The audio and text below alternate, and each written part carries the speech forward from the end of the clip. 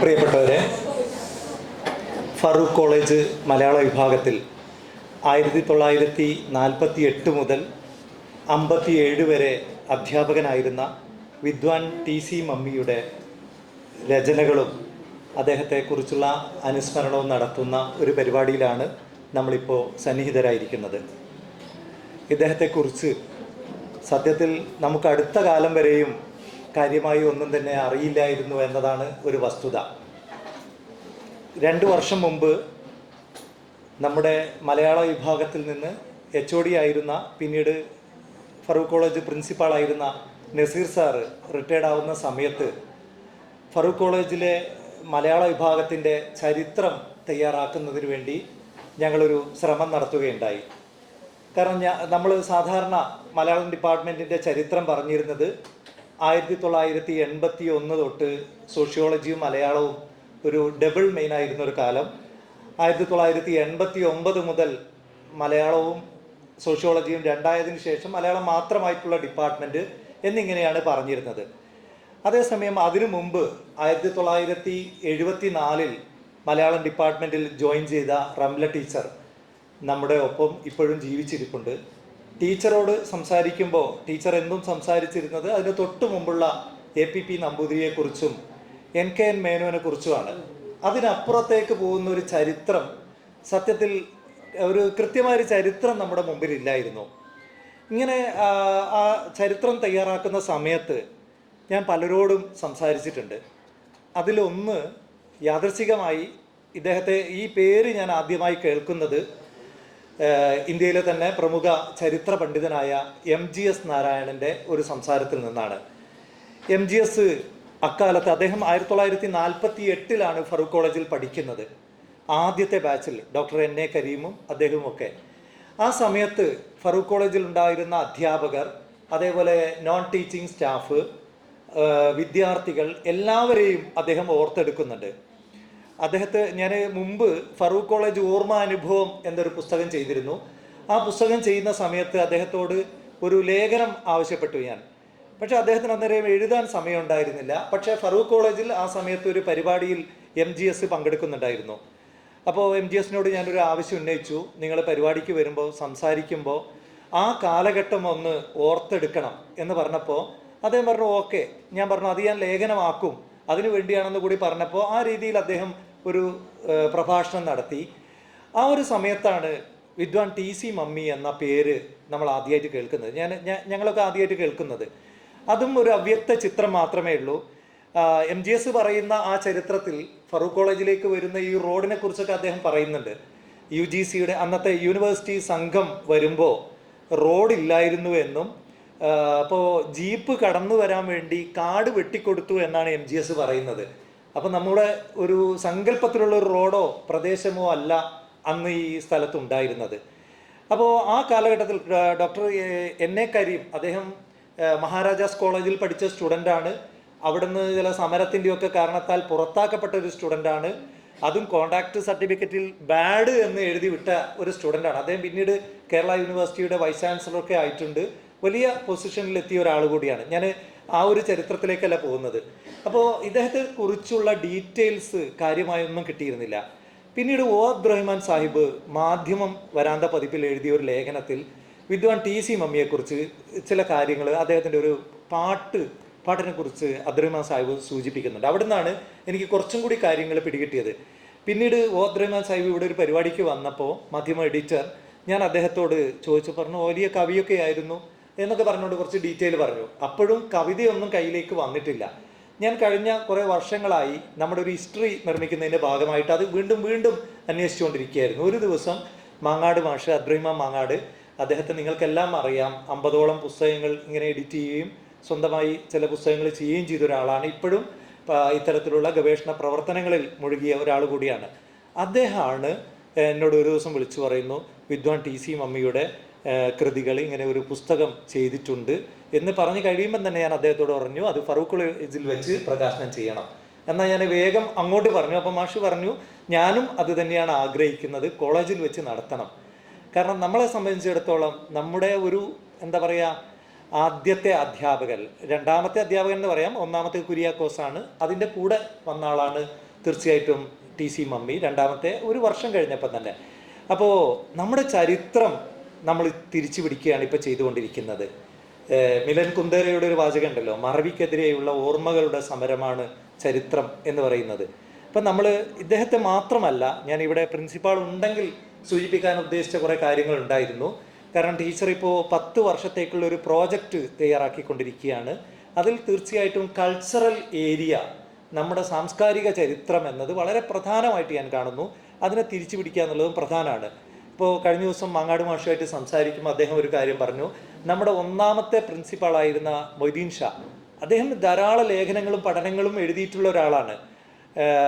ഭാഷാ ഇൻസ്റ്റിറ്റ്യൂട്ട് അദ്ദേഹം എഡിറ്റ് ചെയ്തൊരു വലിയ പുസ്തകം പബ്ലിഷ് ചെയ്തിട്ടുണ്ട്, ഇസ്ലാമിക ദർശനം എന്നൊരു പുസ്തകം. ആ പുസ്തകത്തിൽ എഴുതിയ ഒട്ടുമിക്ക എഴുത്തുകാരും ഫറൂഖ് കോളേജിലെ അധ്യാപകരായിരുന്നു. ആ കാലത്തെ അധ്യാപകർ, നമുക്ക് അറിയാവുന്ന പേരറിയാവുന്ന ഒട്ടേറെ അധ്യാപകർ, നമ്മുടെ അടുത്ത കാലം വരെ ജീവിച്ചിരുന്ന പലരും അതിൽ എഴുതിയിട്ടുണ്ട്.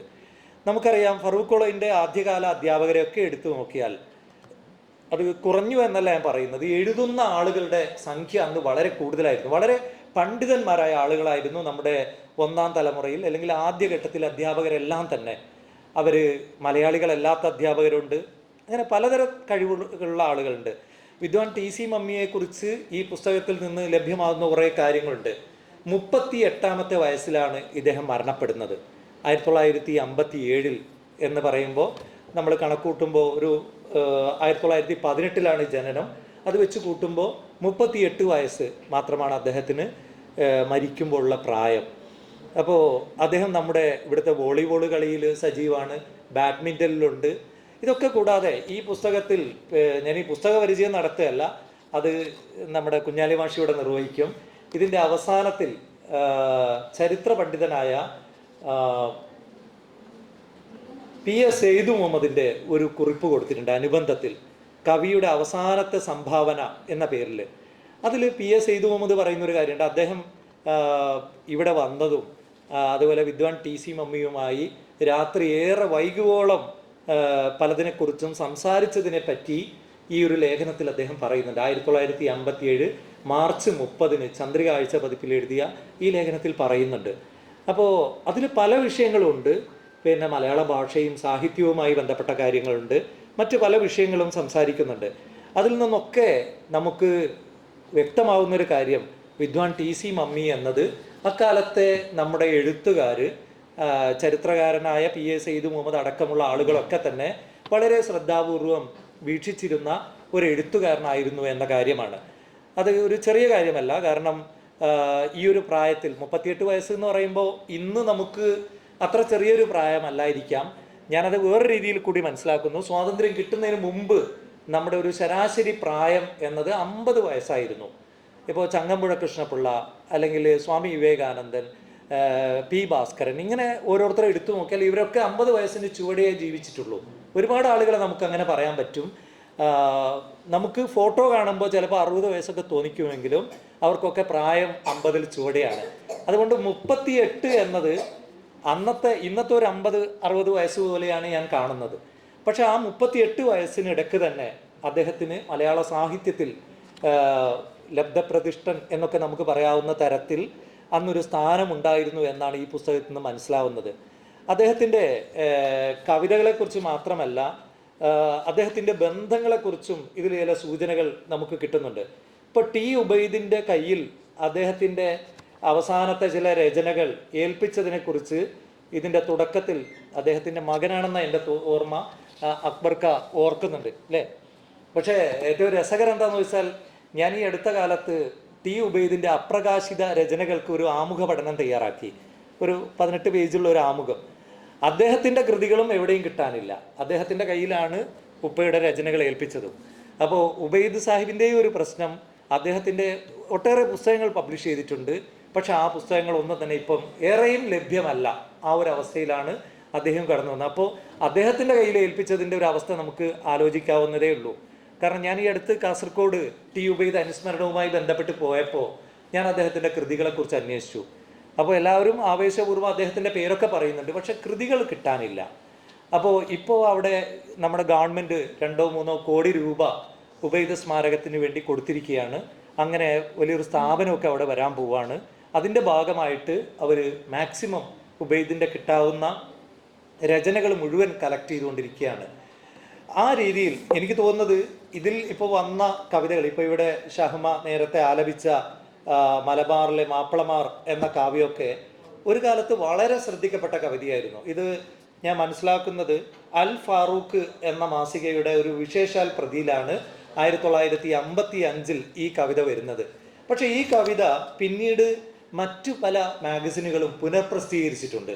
ഇപ്പോൾ ബോധനത്തിൻ്റെ ഒരു വാർഷിക പതിപ്പിൽ ഈ ഒരു കവിത വരുന്നുണ്ട്. ഇങ്ങനെ പലതിലും ഇത് പിന്നെയും പുനഃപ്രസിദ്ധീകരിച്ചിട്ടുണ്ട്. അത് വ്യക്തമാക്കുന്നത് ഇദ്ദേഹത്തിൻ്റെ കവിതയ്ക്ക് ഉള്ള ഒരു പ്രാധാന്യം അതറിയുന്ന ആളുകളൊക്കെ തിരിച്ചറിഞ്ഞിരുന്നു എന്ന കാര്യമാണ്. അതുകൊണ്ടാണ് വീണ്ടും വീണ്ടും അത് പുനഃപ്രസിദ്ധീകരിച്ചു കൊണ്ടിരുന്നത്.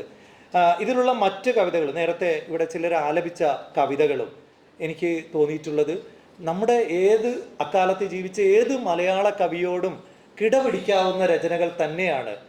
അത് ചൊല്ലാനുള്ള ഈണം കൊണ്ട് മാത്രമല്ല ഞാൻ പറയുന്നത്, പദങ്ങൾ ഭാഷ കൊണ്ട് മാത്രമല്ല, പ്രമേയപരമായിട്ടും ഈ കവിതകൾ വളരെ പ്രസക്തമാണ്.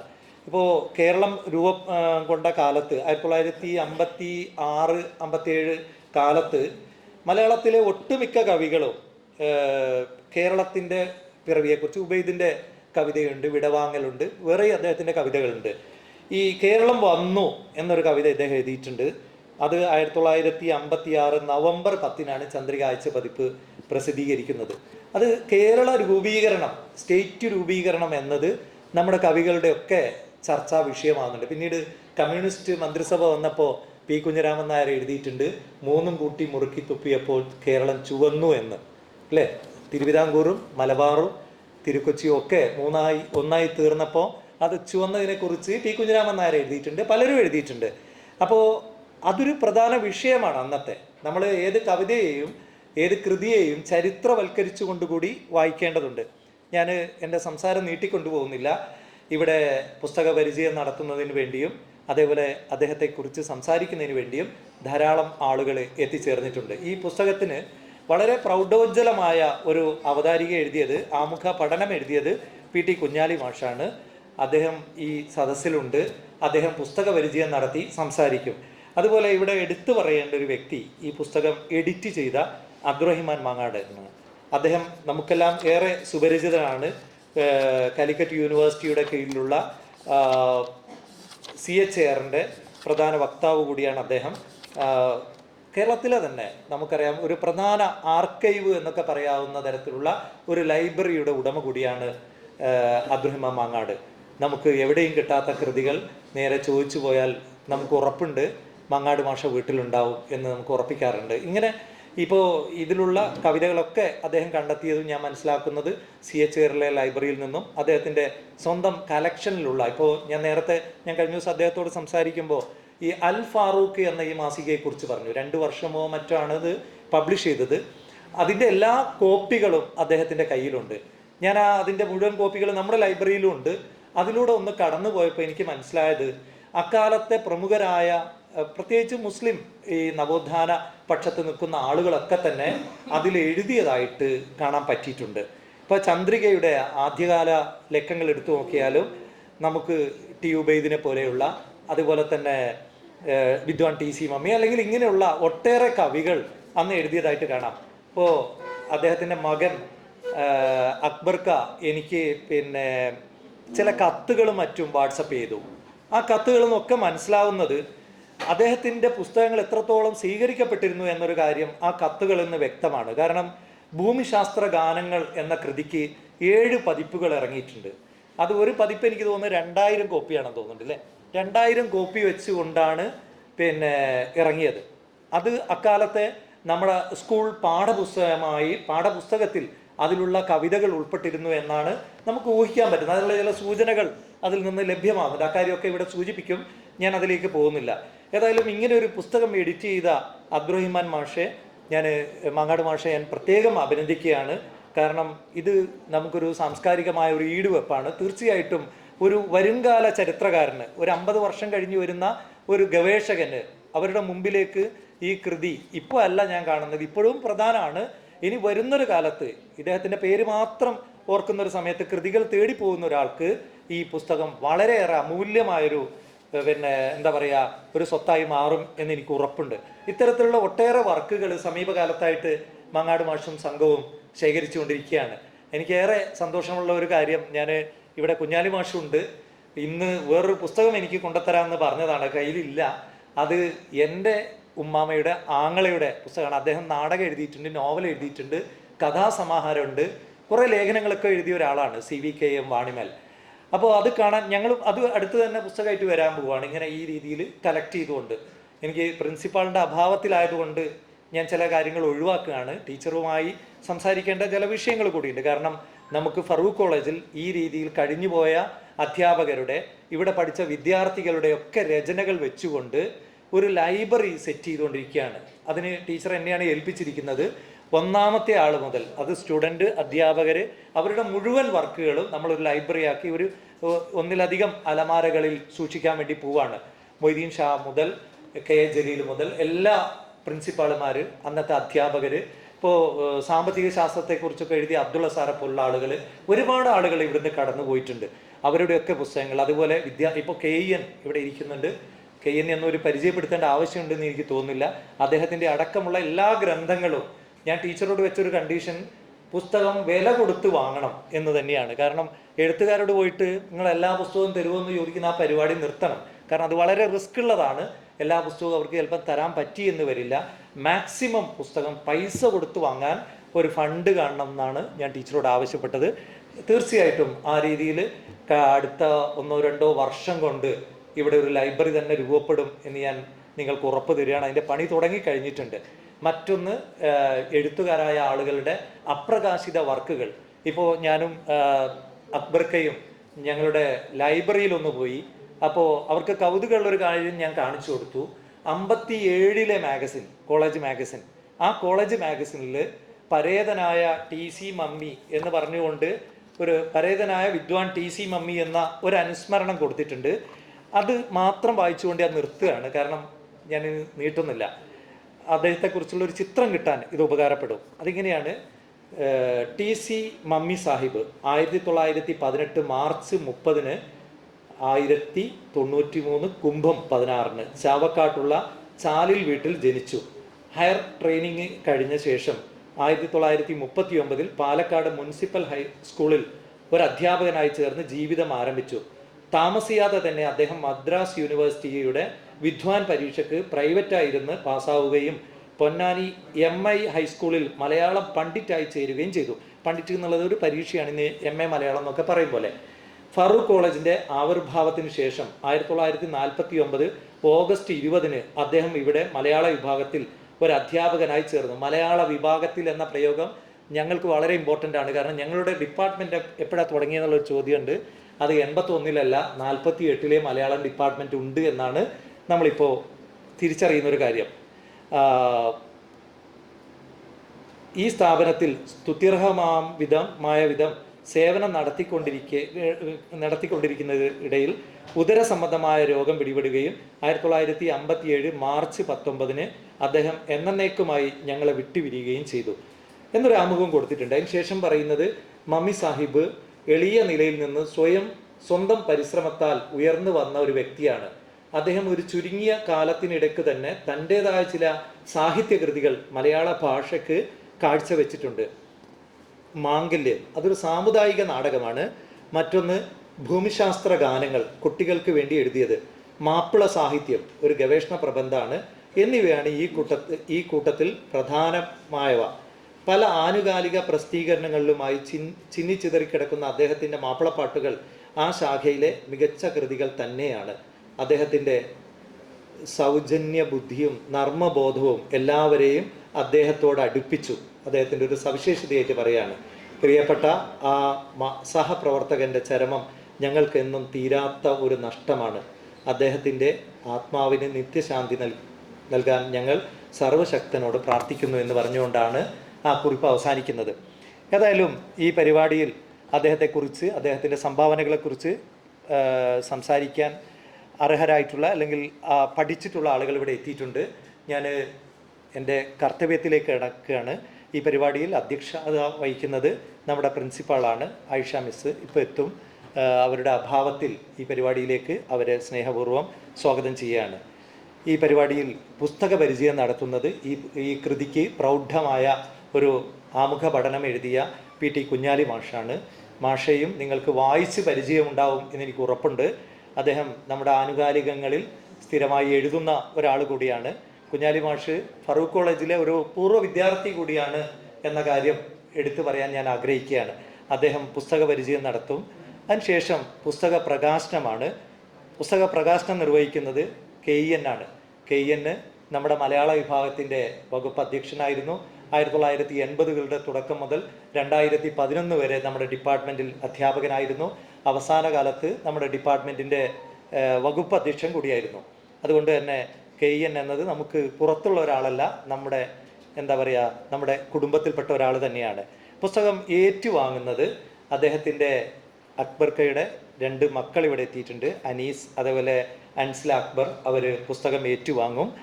അതുപോലെ ഈ പരിപാടിയിൽ ഈ പുസ്തകം ഇങ്ങനെ ചിട്ടപ്പെടുത്തിയ, ഇതിനുവേണ്ടി ഗവേഷണ പ്രവർത്തനങ്ങൾ നടത്തിയ അബ്ദുറഹിമാൻ മാഷെ ആദരിക്കാൻ ഉദ്ദേശിക്കുന്നുണ്ട്. അത് KEN നിർവഹിക്കും.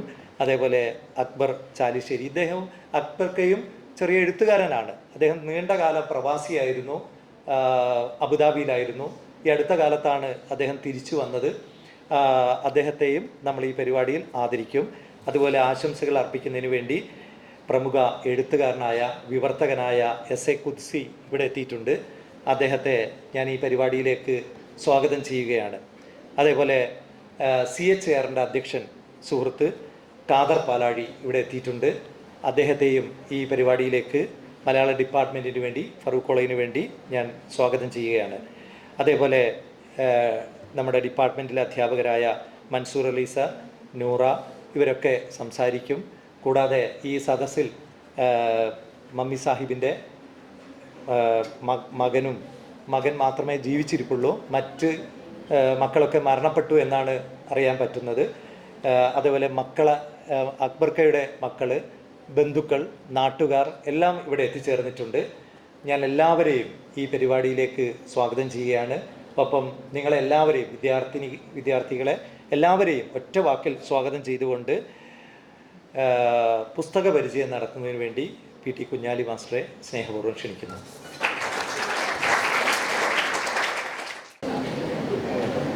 ആദരണീയരായ അധ്യക്ഷൻ, മറ്റ് സുഹൃത്തുക്കളെ, സഹോദരങ്ങളെ, സത്യത്തിലൂടെ നിൽക്കുമ്പോൾ എത്രയോ വർഷങ്ങൾക്ക് മുമ്പ് ഞാനും നിങ്ങളെപ്പോലെ ഇവിടെയൊക്കെ കഴിഞ്ഞു പോയ ഒരു ഓർമ്മ എനിക്കുമുണ്ടായിരുന്നു. ഇങ്ങനെയുള്ളൊരു കാലം എന്ന് തോന്നുകയാണ്. പക്ഷെ അത് പറഞ്ഞിട്ട് ഇനി ഫലമില്ല. അക്കാലമൊക്കെ കഴിഞ്ഞു പോയി എന്നതുമായി അനുബന്ധമായി തന്നെ ഞാൻ തന്നെ മനസ്സിലാക്കേണ്ട ഒരു കാര്യമാണ്. എൻ്റെ കുട്ടിക്കാലത്ത് ഞങ്ങൾക്ക് നിരവധി ക്യാമ്പുകൾ നടക്കാറുണ്ടായിരുന്നു, വിദ്യാർത്ഥി യുവജന ക്യാമ്പുകൾ.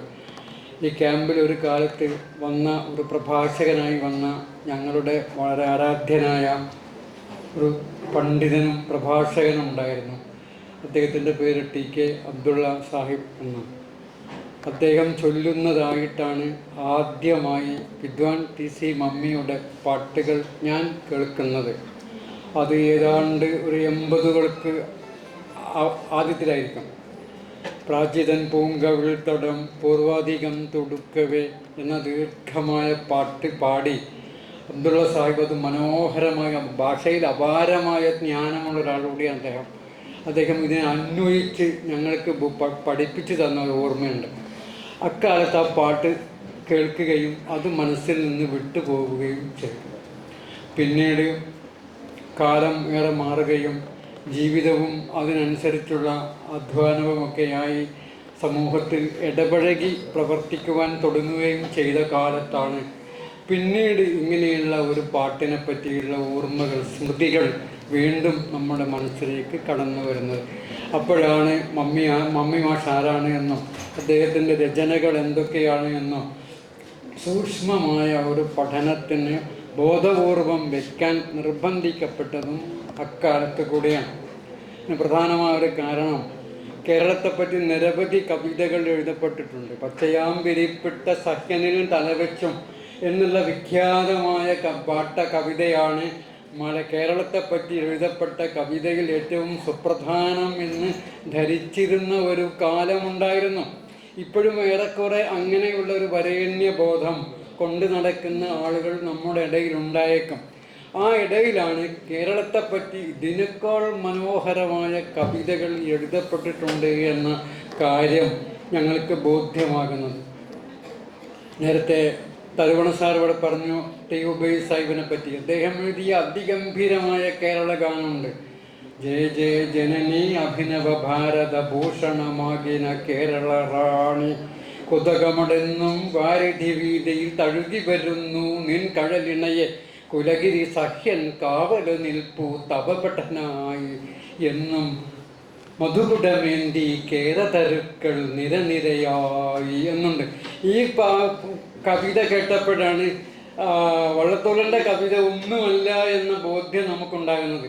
ഏതാണ്ട് ഇതിന് സമശീർഷമായ സമാനമായ മനോഹരമായ കവിത കേരളത്തെപ്പറ്റി വിദ്വാൻ ടി.സി. മമ്മി എഴുതിയത് പിൽക്കാലത്ത് ഞങ്ങൾ വായിക്കാനിടയാകേണ്ടായി. ഇപ്പോൾ മമ്മി മാഷിൻ്റെ ജീവിതം എന്ന് പറയുന്നത് യൗവനം ഊഞ്ഞാലാടുന്ന ഒരു ഘട്ടത്തിൽ ഈ ഭൂമി വിട്ടു പോകാൻ നിർബന്ധിക്കപ്പെട്ട ഒരാൾ കൂടിയാണ്. 1918 അദ്ദേഹം ജനിക്കുന്നത്. അദ്ദേഹം വിദ്യാഭ്യാസത്തിൻ്റെ ഒരു ഘട്ടം പൂർത്തിയാക്കുന്നത് മലപ്പുറം ഗവൺമെൻറ് ഹൈസ്കൂളിലാണ്. എൻ്റെ വാപ്പ ജനിക്കുന്നത് 1920 അദ്ദേഹവും മലപ്പുറം ഗവൺമെൻറ് ഹൈസ്കൂളിലാണ് ഈ 4th ഫോമും 5th ഫോമും ഒക്കെ പഠിച്ചത്. അപ്പം മിക്കവാറും അവരൊക്കെ സമകാലികരാണ്. അവിടെ വെച്ച് എവിടെയോ വെച്ച് ഇവർ പരസ്പരം കണ്ടുമുട്ടിയിരുന്നോ എന്ന് സത്യത്തിൽ ഇന്ന് ആലോചിക്കുമ്പോൾ ഒരു കൗതുകമാണ്. അങ്ങനെ കണ്ടുമുട്ടാൻ സാധ്യതയുണ്ട് എന്നാണ് എനിക്ക് തോന്നുന്നത്. കാരണം ടി ഉബൈ സാഹിബ് എൻ്റെ പിതാവിൻ്റെ ഒരു സഹപാഠി കൂടിയാണ്. അപ്പോൾ ആ നിലയിൽ 1918 ജനിക്കുകയും ആ ബ്ലാങ്ങാനത്തെ സ്വകാര്യ വിദ്യാലയത്തിൽ പ്രാഥമിക വിദ്യാഭ്യാസം മാത്രം പൂർത്തിയാക്കി മണത്തരയിൽ നിന്ന് 8ാം ക്ലാസ്സും പൂർത്തിയാക്കി 34 അദ്ദേഹം 8ാം തരം പൂർത്തിയാക്കുന്നത്. 8ാം തരം പൂർത്തിയാക്കിയാൽ പിന്നെ സാധാരണഗതിയിൽ മലപ്പുറം ഗവൺമെൻറ് ഹൈസ്കൂളിൽ പോയി 4th ഫോമും 5th ഫോമും ഒക്കെ പഠിക്കലുണ്ടാകാം. അപ്പോൾ അവിടെ അദ്ദേഹം 37 ട്രെയിനിങ് പൂർത്തീകരിക്കുന്നുണ്ട്. പ്രാഥമിക അധ്യാപക പരിശീലന കോഴ്സാണത്. അത് പൂർത്തിയാക്കി അദ്ദേഹം പാലക്കാട് ഒരു സർക്കാർ സ്കൂളിൽ അധ്യാപകനാകുന്നു. അവിടെ നിന്ന് അദ്ദേഹം 49 പൊന്നാനിയിൽ അധ്യാപകനായി മാറുന്നുണ്ട്. അവിടെ വെച്ചാണ് അദ്ദേഹം ഫറൂഖ് കോളേജിലേക്ക് വരുന്നത്. ഫറൂഖ് കോളേജിലേക്ക് വരുന്ന ആ കാര്യമൊക്കെ അടുത്ത കാലത്ത് മങ്ങാട് മാഷ് കണ്ടെത്തിയ ഫലക്കി മാലിക എഴുതിയ മമ്മി മാഷിനെ പറ്റിയുള്ള ദീർഘമായൊരു പ്രബന്ധമുണ്ട്. അദ്ദേഹത്തിൻ്റെ ജീവിതത്തിൻ്റെ വളരെ സൂക്ഷ്മമായ മേഖലയിലേക്ക് സഞ്ചരിച്ചു പോകുന്ന ഒരു പ്രബന്ധം അടുത്ത കാലത്ത് മങ്ങാട് മാഷ് കണ്ടെത്തുകയുണ്ടായി. അപ്പോൾ അതിനകത്ത് വരേണ്ടതായിരുന്നു, അത് വന്നിട്ടില്ല. അത് അടുത്ത എഡിഷനിൽ സ്വാഭാവികമായും ഇതിൽ ചേർക്കേണ്ടതാണ്. അത്ര സൂക്ഷ്മമായ ഒരു ജീവചരിത്ര പഠനമാണ് മമ്മി മാഷിനെ പറ്റിയിട്ട് ഫലക്കി മൗലവി അതിന് ചന്ദ്രികയിൽ അക്കാലത്ത് 1956 എഴുതിയിട്ടുള്ളത്. അപ്പോൾ അത് കഴിഞ്ഞ് അദ്ദേഹം വളരെ ഹ്രസ്വമായ ഒരു 8 വർഷം മാത്രമാണ് ഇവിടെ അധ്യാപകനായി ജോലി ചെയ്യുന്നത്. അതിനടുക്ക് അദ്ദേഹം അസുഖബാധിതനാകുകയും ഈ ചികിത്സിക്കുവാൻ വേണ്ടി അദ്ദേഹത്തെ കൊണ്ടുപോകുന്നത് നിർമ്മല ആശുപത്രിയിലേക്കാണ്. നിർമ്മലയിലെ വെള്ളിമാട് കുന്നിലെ നിർമ്മല ആശുപത്രിയിലേക്കാണ്. കൂടെ പോകുന്നത് ആരാണ് എന്ന് കേട്ടാൽ നിങ്ങൾക്ക് കൗതുകം തോന്നും. ദീർഘകാലം ഫറൂഖ് കോളേജിൻ്റെ പ്രിൻസിപ്പളായിരുന്ന വി മുഹമ്മദ് സാഹിബാണ്. ഞാൻ പഠിക്കുന്ന കാലത്ത് മുഹമ്മദ് സാഹിബാണ് ഇവിടുത്തെ പ്രിൻസിപ്പൾ. അതിനെപ്പറ്റി പറയുന്നത് മലയാളം പ്രസംഗകനായ മമ്മി മാഷിനെ അസുഖബാധിതനായി ആശുപത്രിയിലേക്ക് കൊണ്ടുപോയത് അറബി വിഭാഗം പ്രഭാഷകനായ വി മുഹമ്മദാണ് എന്നാണ്. എന്ന് പറഞ്ഞാൽ ലെക്ചർ എന്നുള്ളതിൻ്റെ അക്കാലത്തെ മലയാളമാണ് പ്രസംഗകൻ, അറബി പ്രസംഗകൻ, മലയാളം പ്രസംഗകൻ എന്നൊക്കെയാണ്. ഇന്നിപ്പോൾ ഭാഷ പോലും ഇല്ല. ആ ഭാഷ ഒന്നുമില്ല. ഇന്നിപ്പോൾ ഇവിടേക്കുള്ള അധ്യാപകരെ പറ്റി പ്രസംഗകൻ എന്ന് പറയാൻ തീർത്തും അനൗചിതമായിരിക്കും അത്. അപ്പോൾ അങ്ങനെയുള്ള ഒരു കാലം നമ്മുടെ മുമ്പിൽ ഫഴക്കി മൗലവിയുടെ ആ പ്രബന്ധം വായിക്കുമ്പോൾ അതിനകത്തൊക്കെ അങ്ങനെ ഗംഭീരമായി ഉറന്നുറന്ന് വരുന്നതായി നമുക്ക് തോന്നും. മമ്മി മാഷിൻ്റെ പാട്ടുകളും കവിതകളും രണ്ടും കൂടിയുണ്ട്. അദ്ദേഹം ഒരേ സമയത്ത് കവിയായിരുന്നു, അതേ സമയത്ത് പാട്ടെഴുത്തുകാരനും കൂടിയായിരുന്നു. അപ്പോൾ കേരളത്തെ പറ്റി അദ്ദേഹം നിരവധി കവിതകൾ ഇതിനകത്ത് തന്നെ എഴുതിയിട്ടുണ്ട്. അതിൽ ഗംഭീരമായ ഒരു കവിത കേരളം വന്നു 1956 അദ്ദേഹത്തിൻ്റെ ജീവിതത്തിൻ്റെ അന്ത്യകാലങ്ങളിൽ കൂടി എഴുതിയ കവിതയായിരിക്കും. പൊതു പച്ച വിരിച്ചിട്ട് പുഞ്ചീരി മൊഞ്ചി വിതറിയിട്ട് നീലത്തട്ടമണഞ്ഞിട്ടൊരു നവകേരളമിന്നിത വേരുന്നേ എന്നാണ്. ഒരു മാപ്പിള പെണ്ണിനെ ആണ് മമ്മി മാഷ് ചിത്രീകരിച്ചത്. കേരളത്തെ ഒരു മാപ്പിള പെണ്ണാക്കിയിട്ടാണ് ചിത്രീകരിച്ചത്. അതിൻ്റെ പച്ച ഹരിതാപ ഭംഗിയുള്ള അതിൻ്റെ മരത്തലപ്പുകളും അതിൻ്റെ കാർഷിക ഭംഗികളും ഒക്കെ ഒരു തട്ടം വിട്ട പെണ്ണിനെ പോലെയാണ് അദ്ദേഹം അവതരിപ്പിക്കുന്നത്. അപ്പോൾ മമ്മി മാഷിൻ്റെ പാട്ടുകൾക്കും കവിതകൾക്കും ഒരു പൊതു പ്രത്യേകത എന്താ വെച്ചാൽ അതിൻ്റെ കിലുക്കമുള്ള പദങ്ങൾ കൊണ്ടായിരിക്കും ഇദ്ദേഹം ഇതിനെ നിബന്ധിച്ചിട്ടുണ്ടാവുക. അപ്പോൾ അതിനൊരു സൗകര്യം എന്താണെന്ന് വെച്ചാൽ ഇത് കാണാതെ പഠിക്കാനും ചൊല്ലാനും ഒക്കെ വളരെ എളുപ്പത്തിൽ നമുക്ക് സാധിക്കും. ഇപ്പോൾ വളരെ കിലുക്കമുള്ള പദങ്ങൾ കൊണ്ട്, കോമള പദങ്ങൾ കൊണ്ട് കൊരുത്തു കെട്ടിയ മനോഹരമായ ഒരു കാവ്യഹാരം പോലെ ഇദ്ദേഹത്തിൻ്റെ മൊത്തം കവിതകളിലൂടെ നമ്മൾ സഞ്ചരിക്കുമ്പോൾ നമുക്കത് അനുഭവപ്പെടും. ഇപ്പോൾ പദ്യമായാലും പാട്ടുകളായാലും ഇനി അത് ലക്ഷണമൊത്ത കവിതകളായാൽ പോലും ആ കവിതകളൊക്കെ ലക്ഷണമൊത്ത കവിതകൾ തന്നെയാണ്. ആദ്യമധ്യാന്ത പ്രാസങ്ങളോടുകൂടി അദ്ദേഹം പഴയ കാലത്തെ കവിതകൾ സ്വതന്ത്രമാകാതിരുന്ന ഒരു കാലത്തെ ആ ഒരു സൂക്ഷ്മമായ ഫ്രെയിമിനകത്ത് നിർത്തിക്കൊണ്ടാണ് മമ്മി മാഷിൻ്റെ കവിതകൾ ഇതിനകത്ത് മിക്കവാറും കവിതകൾ വന്നിട്ടുള്ളത്. അപ്പോൾ ഈ കവിതകളിൽ അദ്ദേഹം സൂക്ഷിച്ചിട്ടുള്ള ഒരു വളരെ സമർത്ഥമായ ഒരു രചനാ രീതിയുണ്ട്. ആ രചനാ രീതിയുടെ പ്രത്യേകത എന്താ വെച്ചാൽ വളരെ സൂക്ഷ്മമായി സാഹചര്യങ്ങളെയും പരിസരങ്ങളെയും പരിസ്ഥിതിയെയും നിരീക്ഷിക്കുക എന്നുള്ളതാണ്. എന്നിട്ട് അതിൽ നിന്ന് വളരെ മനോഹരമായ, വളരെ സാധാരണഗതിയിലെ ഒന്നാം വായനയിൽ അഴിഞ്ഞു കിട്ടാത്ത നിരവധി സൂക്ഷ്മമായ പരാഗങ്ങളെ കണ്ടെത്തുകയും അത് അനുവാചകർക്കും വായനക്കാർക്കും മുമ്പിൽ ഇങ്ങനെ മനോഹരമായി അവതരിപ്പിച്ച് ഒന്നും അറിയാത്ത പോലെ വളരെ നിസ്സംഗമായി മാറി നിന്ന് ചിരിക്കുന്ന ഒരു എഴുത്തുകാരൻ. ആ ഒരു എഴുത്തുകാരനെയാണ് ഇദ്ദേഹത്തിൻ്റെ കവിതകളിൽ നമ്മൾ പ്രധാനമായി കാണുക. അത് കഴിഞ്ഞ് നമ്മൾ പാട്ടിലേക്ക്, മാപ്പിളപ്പാട്ടിൻ്റെ രചനാഭംഗിയിലുള്ള പാട്ടുകളിലേക്ക് വന്നാൽ അത് വേറെ ഒരു തരം രചനയാണ്.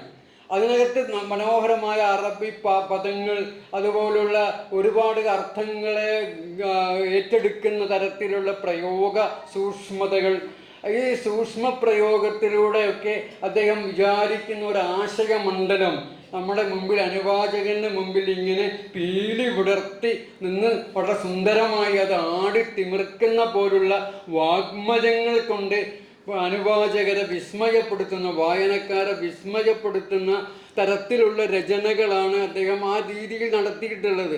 അപ്പോൾ ഒറ്റവാചകം തന്നെ ഈ പ്രാചീതൻ പൂങ്കവിൾത്തടം, എൻ്റെയൊക്കെ കുട്ടിക്കാലത്ത് എന്താണ് ഈ പ്രാചി എന്നുള്ളത് അറിയില്ല.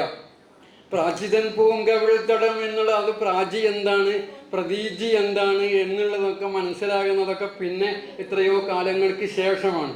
അപ്പോൾ പ്രാചീതൻ പൂങ്കവിൾത്തടം പൂർവാധികം തുടുക്കവേ എന്ന് പറയുമ്പോൾ അറേബ്യൻ കടലിൽ നിന്ന് കപ്പലോടിച്ച് വരുന്ന അറബി വർത്തക പ്രമാണിമാർ അവർ വെറും കച്ചവടത്തിന് വരുന്നവരല്ലെന്നും അവരുടെ കൂടെ അതോടൊപ്പം തന്നെ വിനിമയപ്പെടുന്ന സാംസ്കാരികവും നാഗരികവുമായ വലിയ സിദ്ധികളും സാധകങ്ങളും അവരുടെ കൈവശമുണ്ടെന്നും അതുകൂടി കൊണ്ടാണ് അവർ വരുന്നത് എന്നും അത് ബോധപൂർവമായ ഒരു വരവാണ് എന്നും എന്നാണ് അദ്ദേഹം പറയുന്നത്. അത് ഏറ്റുവാങ്ങുന്നതോടുകൂടി കേരളം അതുവരെ ഇല്ലാത്ത രീതിയിൽ ആ അത്യസാധാരണമാം വിധം കേരളത്തിന് താരുണ്യമുണ്ടാകുന്നതായും അതിൻ്റെ സാംസ്കാരികമായ താരുണ്യവും അതിൻ്റെ നാഗരികപരമായ താരുണ്യവും അത് പ്രാപിക്കുന്നതായിട്ടും അങ്ങനെ കേരളം അറേബ്യൻ സമ്പർക്കത്തിലൂടെ അത്യപൂർവമായ ഒരു ജീവിത സരണിയിലേക്ക് പതിയെ ആശ്ലേഷിക്കപ്പെടുന്നതായും അദ്ദേഹം അവതരിപ്പിക്കുകയാണ്.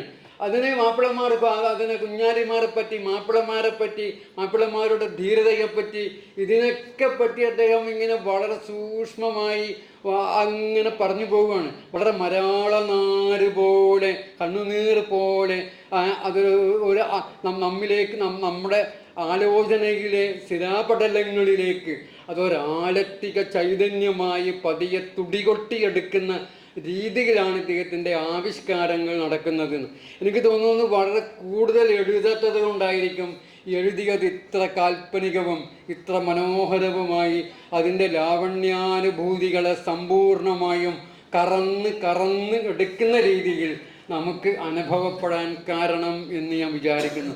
അന്ന് മുസ്ലിങ്ങളുടെ ഇടയിൽ പ്രത്യേകിച്ച് ഇത്രയേറെ മലയാള ഭാഷയിൽ ഒരു സിദ്ധി നേടിയ, വൈഭവം നേടിയ ആളുകൾ വളരെ കുറവായിരിക്കും.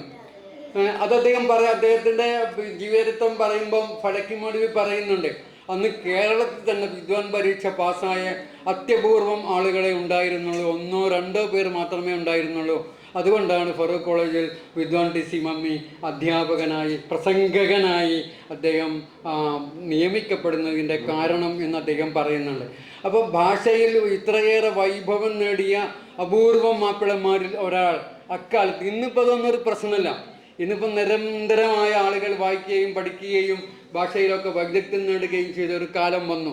അന്ന് ഭാഷയും എഴുത്തും കവിതയും കഥയുമൊക്കെ നിരോധിക്കപ്പെട്ടിരുന്ന, ഏതാണ്ടെങ്കിലും അതിനോട് തരം അവജ്ഞ ഉണ്ടായിരുന്ന ഒരു കാലത്ത് ഇതൊക്കെ ഏറ്റെടുക്കുകയും ഹൃദയപൂർവ്വം ഇതിനെ ആശ്ലേഷിക്കുകയും അത് നീണ്ട ഒരു കാലത്തെ സബര്യയിലൂടെ പൊതുസമൂഹത്തിന് സമർപ്പിക്കുകയും ചെയ്ത് വളരെ പെട്ടെന്ന് തന്നെ ഈ കാലത്തിൽ നിന്ന് തിരിച്ചു പോയ ഒരു മഹാജീവിതമാണ് സത്യത്തിൽ മമ്മി മാഷിൻ്റേത്. അത് ഇതുവരെ പൊതുമണ്ഡലത്തിൽ ഉണ്ടായിരുന്നില്ല. പൊതുമണ്ഡലത്തിന് അജ്ഞാതമായിരുന്ന ഒരു കവിയും ഒരു എഴുത്തുകാരനുമായിരുന്നു ഏതാണ്ട് ഇതുവരെയും മമ്മി മാഷ് എന്ന് പറയാം. അദ്ദേഹത്തിൻ്റെ കൂടെ ഓർമ്മയുള്ള അപൂർവം ആളുകൾക്ക് വളരെ സൂക്ഷ്മമായി മലയാള സാഹിത്യത്തെയും മലയാള കാവ്യലോകത്തെയും അനുശീലിക്കുന്ന അപൂർവമായ ആളുകൾക്ക് മാത്രമേ അതറിയുമായിരുന്നുള്ളൂ. അതും ഒറ്റപ്പെട്ട 1-2 പാട്ടുകളും കവിതകളും മാത്രം. ഇതിങ്ങനെ ഒരു സമ്പൂർണമായി സമാഹാരമായി വരാൻ ഇതിൻ്റെ പിന്നിൽ യത്നിച്ച ഒരു വലിയ ജീവിതമുണ്ട്. അത് അബ്ദുറഹ്മാൻ മങ്ങാട് മാഷിൻ്റെ ജീവിതമാണ്. അദ്ദേഹത്തിൻ്റെ ജോലി എന്താണെന്ന് ചോദിച്ചാൽ ഇതൊക്കെ തന്നെയാണ് അദ്ദേഹത്തിൻ്റെ ജോലി. ഇങ്ങനെ കാണാത്ത തീരങ്ങൾ തേടി പോകുകയും കാണാത്ത പൂക്കൾ തേടി അന്വേഷിച്ച് പോവുകയും അതൊക്കെ കണ്ടെത്തി അതൊക്കെ സമാഹരിച്ച് സമൂഹത്തിന് മുമ്പിൽ സമർപ്പിക്കുകയും ചെയ്യുന്ന വലിയ ഒരു ദൗത്യവും വലിയ ഒരു സഹനവും ജീവിതം കൊണ്ട് ഏറ്റുവാങ്ങിയ മങ്ങാട് മാഷിൻ്റെ ശ്രമം കൂടി കൊണ്ടാണ് ഈ പാട്ടുകളും കവിതകളും ഇന്ന് മലയാളികൾക്ക് വീണ്ടും ലഭ്യമായത് എന്ന് പറയാം. ഒപ്പം തന്നെ അദ്ദേഹത്തോട് കൂടെ നിന്ന് സഹകരിച്ച മറ്റൊരു ചെറുപ്പക്കാരൻ കൂടിയുണ്ട്. അത് NK ഷമീർ കരിപ്പൂരാണ്. അദ്ദേഹത്തിൻ്റെയും കൂടി ശ്രമം കൊണ്ടാണ് ഈ സമാഹാരം ഇത്രയും ഭംഗിയായി ഇന്ന് വളരെ പെട്ടെന്ന് തന്നെ നമ്മുടെ മുമ്പിലേക്ക് എത്തിയത്. ഇനി ഇത് ഉണ്ടാകും, ഇനി സമൂഹത്തിൽ ഇത് ഉണ്ടാകും, നമ്മുടെ ലൈബ്രറികളിൽ ഉണ്ടാകും, നമ്മുടെ കൈവശങ്ങളിലൊക്കെ ഉണ്ടാകും. അതുകൊണ്ട് ഇനി മമ്മി മാഷ് വീണ്ടും ജീവിക്കുകയാണ്. അദ്ദേഹത്തിന് ഒരു പുനർജനി കൂടിയാണ് സത്യത്തിൽ ഈ പുസ്തകത്തിലൂടെ സംഭവിച്ചിരിക്കുന്നത്. അതിനുവേണ്ടി അധ്വാനിച്ച എല്ലാ സുഹൃത്തുക്കൾക്കും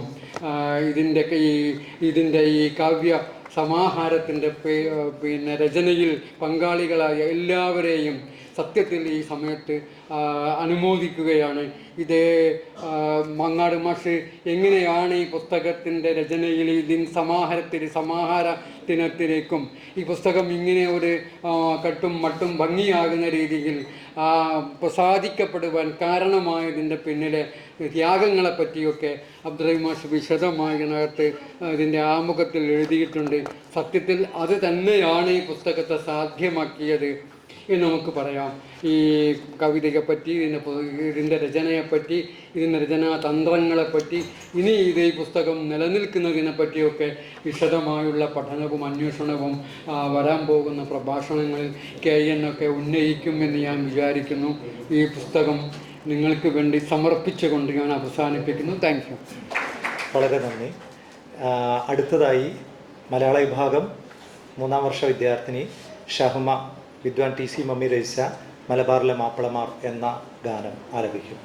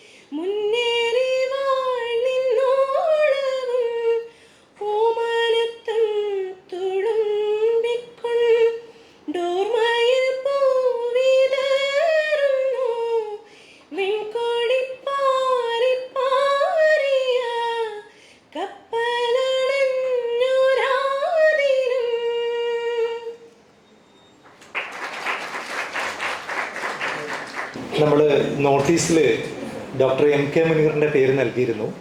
അദ്ദേഹത്തിന് ചില ആരോഗ്യ പ്രശ്നങ്ങൾ ഉള്ളത് കൊണ്ടാണ് അദ്ദേഹത്തിന് എത്തിപ്പെടാൻ പറ്റാത്തത് എന്ന് അറിയിച്ചിട്ടുണ്ട്. അടുത്തതായി പ്രകാശന കർമ്മമായിരുന്നു നടത്തേണ്ടിയിരുന്നത്, പക്ഷേ ടീച്ചർ ഭക്ഷണം കഴിച്ചുകൊണ്ടിരിക്കുകയാണ് പ്രിൻസിപ്പാൾ. അതിനു മുമ്പ് കെയ്യൻ പ്രഭാഷണം നടത്തും. അതിനുവേണ്ടി കെയ്യനെ സ്നേഹപൂർവ്വം ക്ഷണിക്കുന്നു.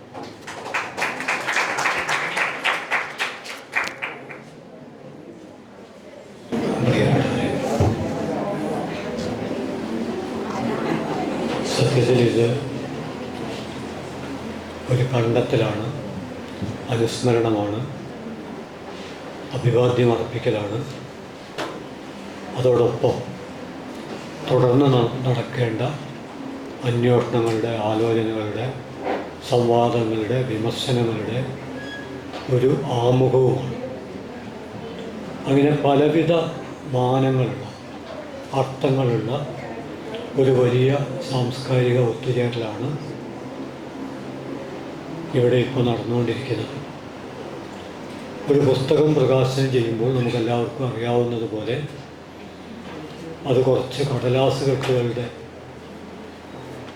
അവതരണമല്ല, മറിച്ച് അത് അനുഭവങ്ങളുടെയും അനുഭൂതികളുടെയും അറിവിൻ്റെയും ആശയത്തിൻ്റെയും ഒക്കെ ഒരു സമാന്തര ലോകമാണ്. മനുഷ്യർ ജീവിക്കുന്നത് ഒരു കാല് മണ്ണിലും മറ്റൊരു കാല് സ്വപ്നത്തിലും വെച്ചുകൊണ്ടാണ്. ഈ സ്വപ്നത്തിൻ്റെ ലോകം എന്ന് പറയുന്നത്, അല്ലെങ്കിൽ ഒരു സംസ്കാരത്തെ അപഗ്രഥിക്കാനുള്ള, വിശകലനം ചെയ്യാനുള്ള മാനദണ്ഡം എന്ന് പറയുന്നത് സത്യത്തെക്കാളാതെ സ്വപ്നങ്ങളുടെ, സങ്കല്പങ്ങളുടെ ലോകമാണ്. ഒരു സമൂഹം എത്രത്തോളം ഭാവനാപൂർണമാണ് എന്നുള്ളതിനെ ആശ്രയിച്ചാണ് അവരുടെ സാംസ്കാരിക ജീവിതം നമുക്ക് മനസ്സിലാക്കാൻ കഴിയുന്നത്. ഭാവനയുടെ നഷ്ടം എന്ന് പറയുന്നത്, എൻഡ് ഓഫ് ഇമാജിനേഷൻ, ഒരു ജനതയ്ക്ക് സംഭവിക്കാവുന്ന, ചികിത്സിച്ച് ഭേദപ്പെടുത്താനാവാത്ത മാരക രോഗങ്ങളിൽ ഒന്നാണ്.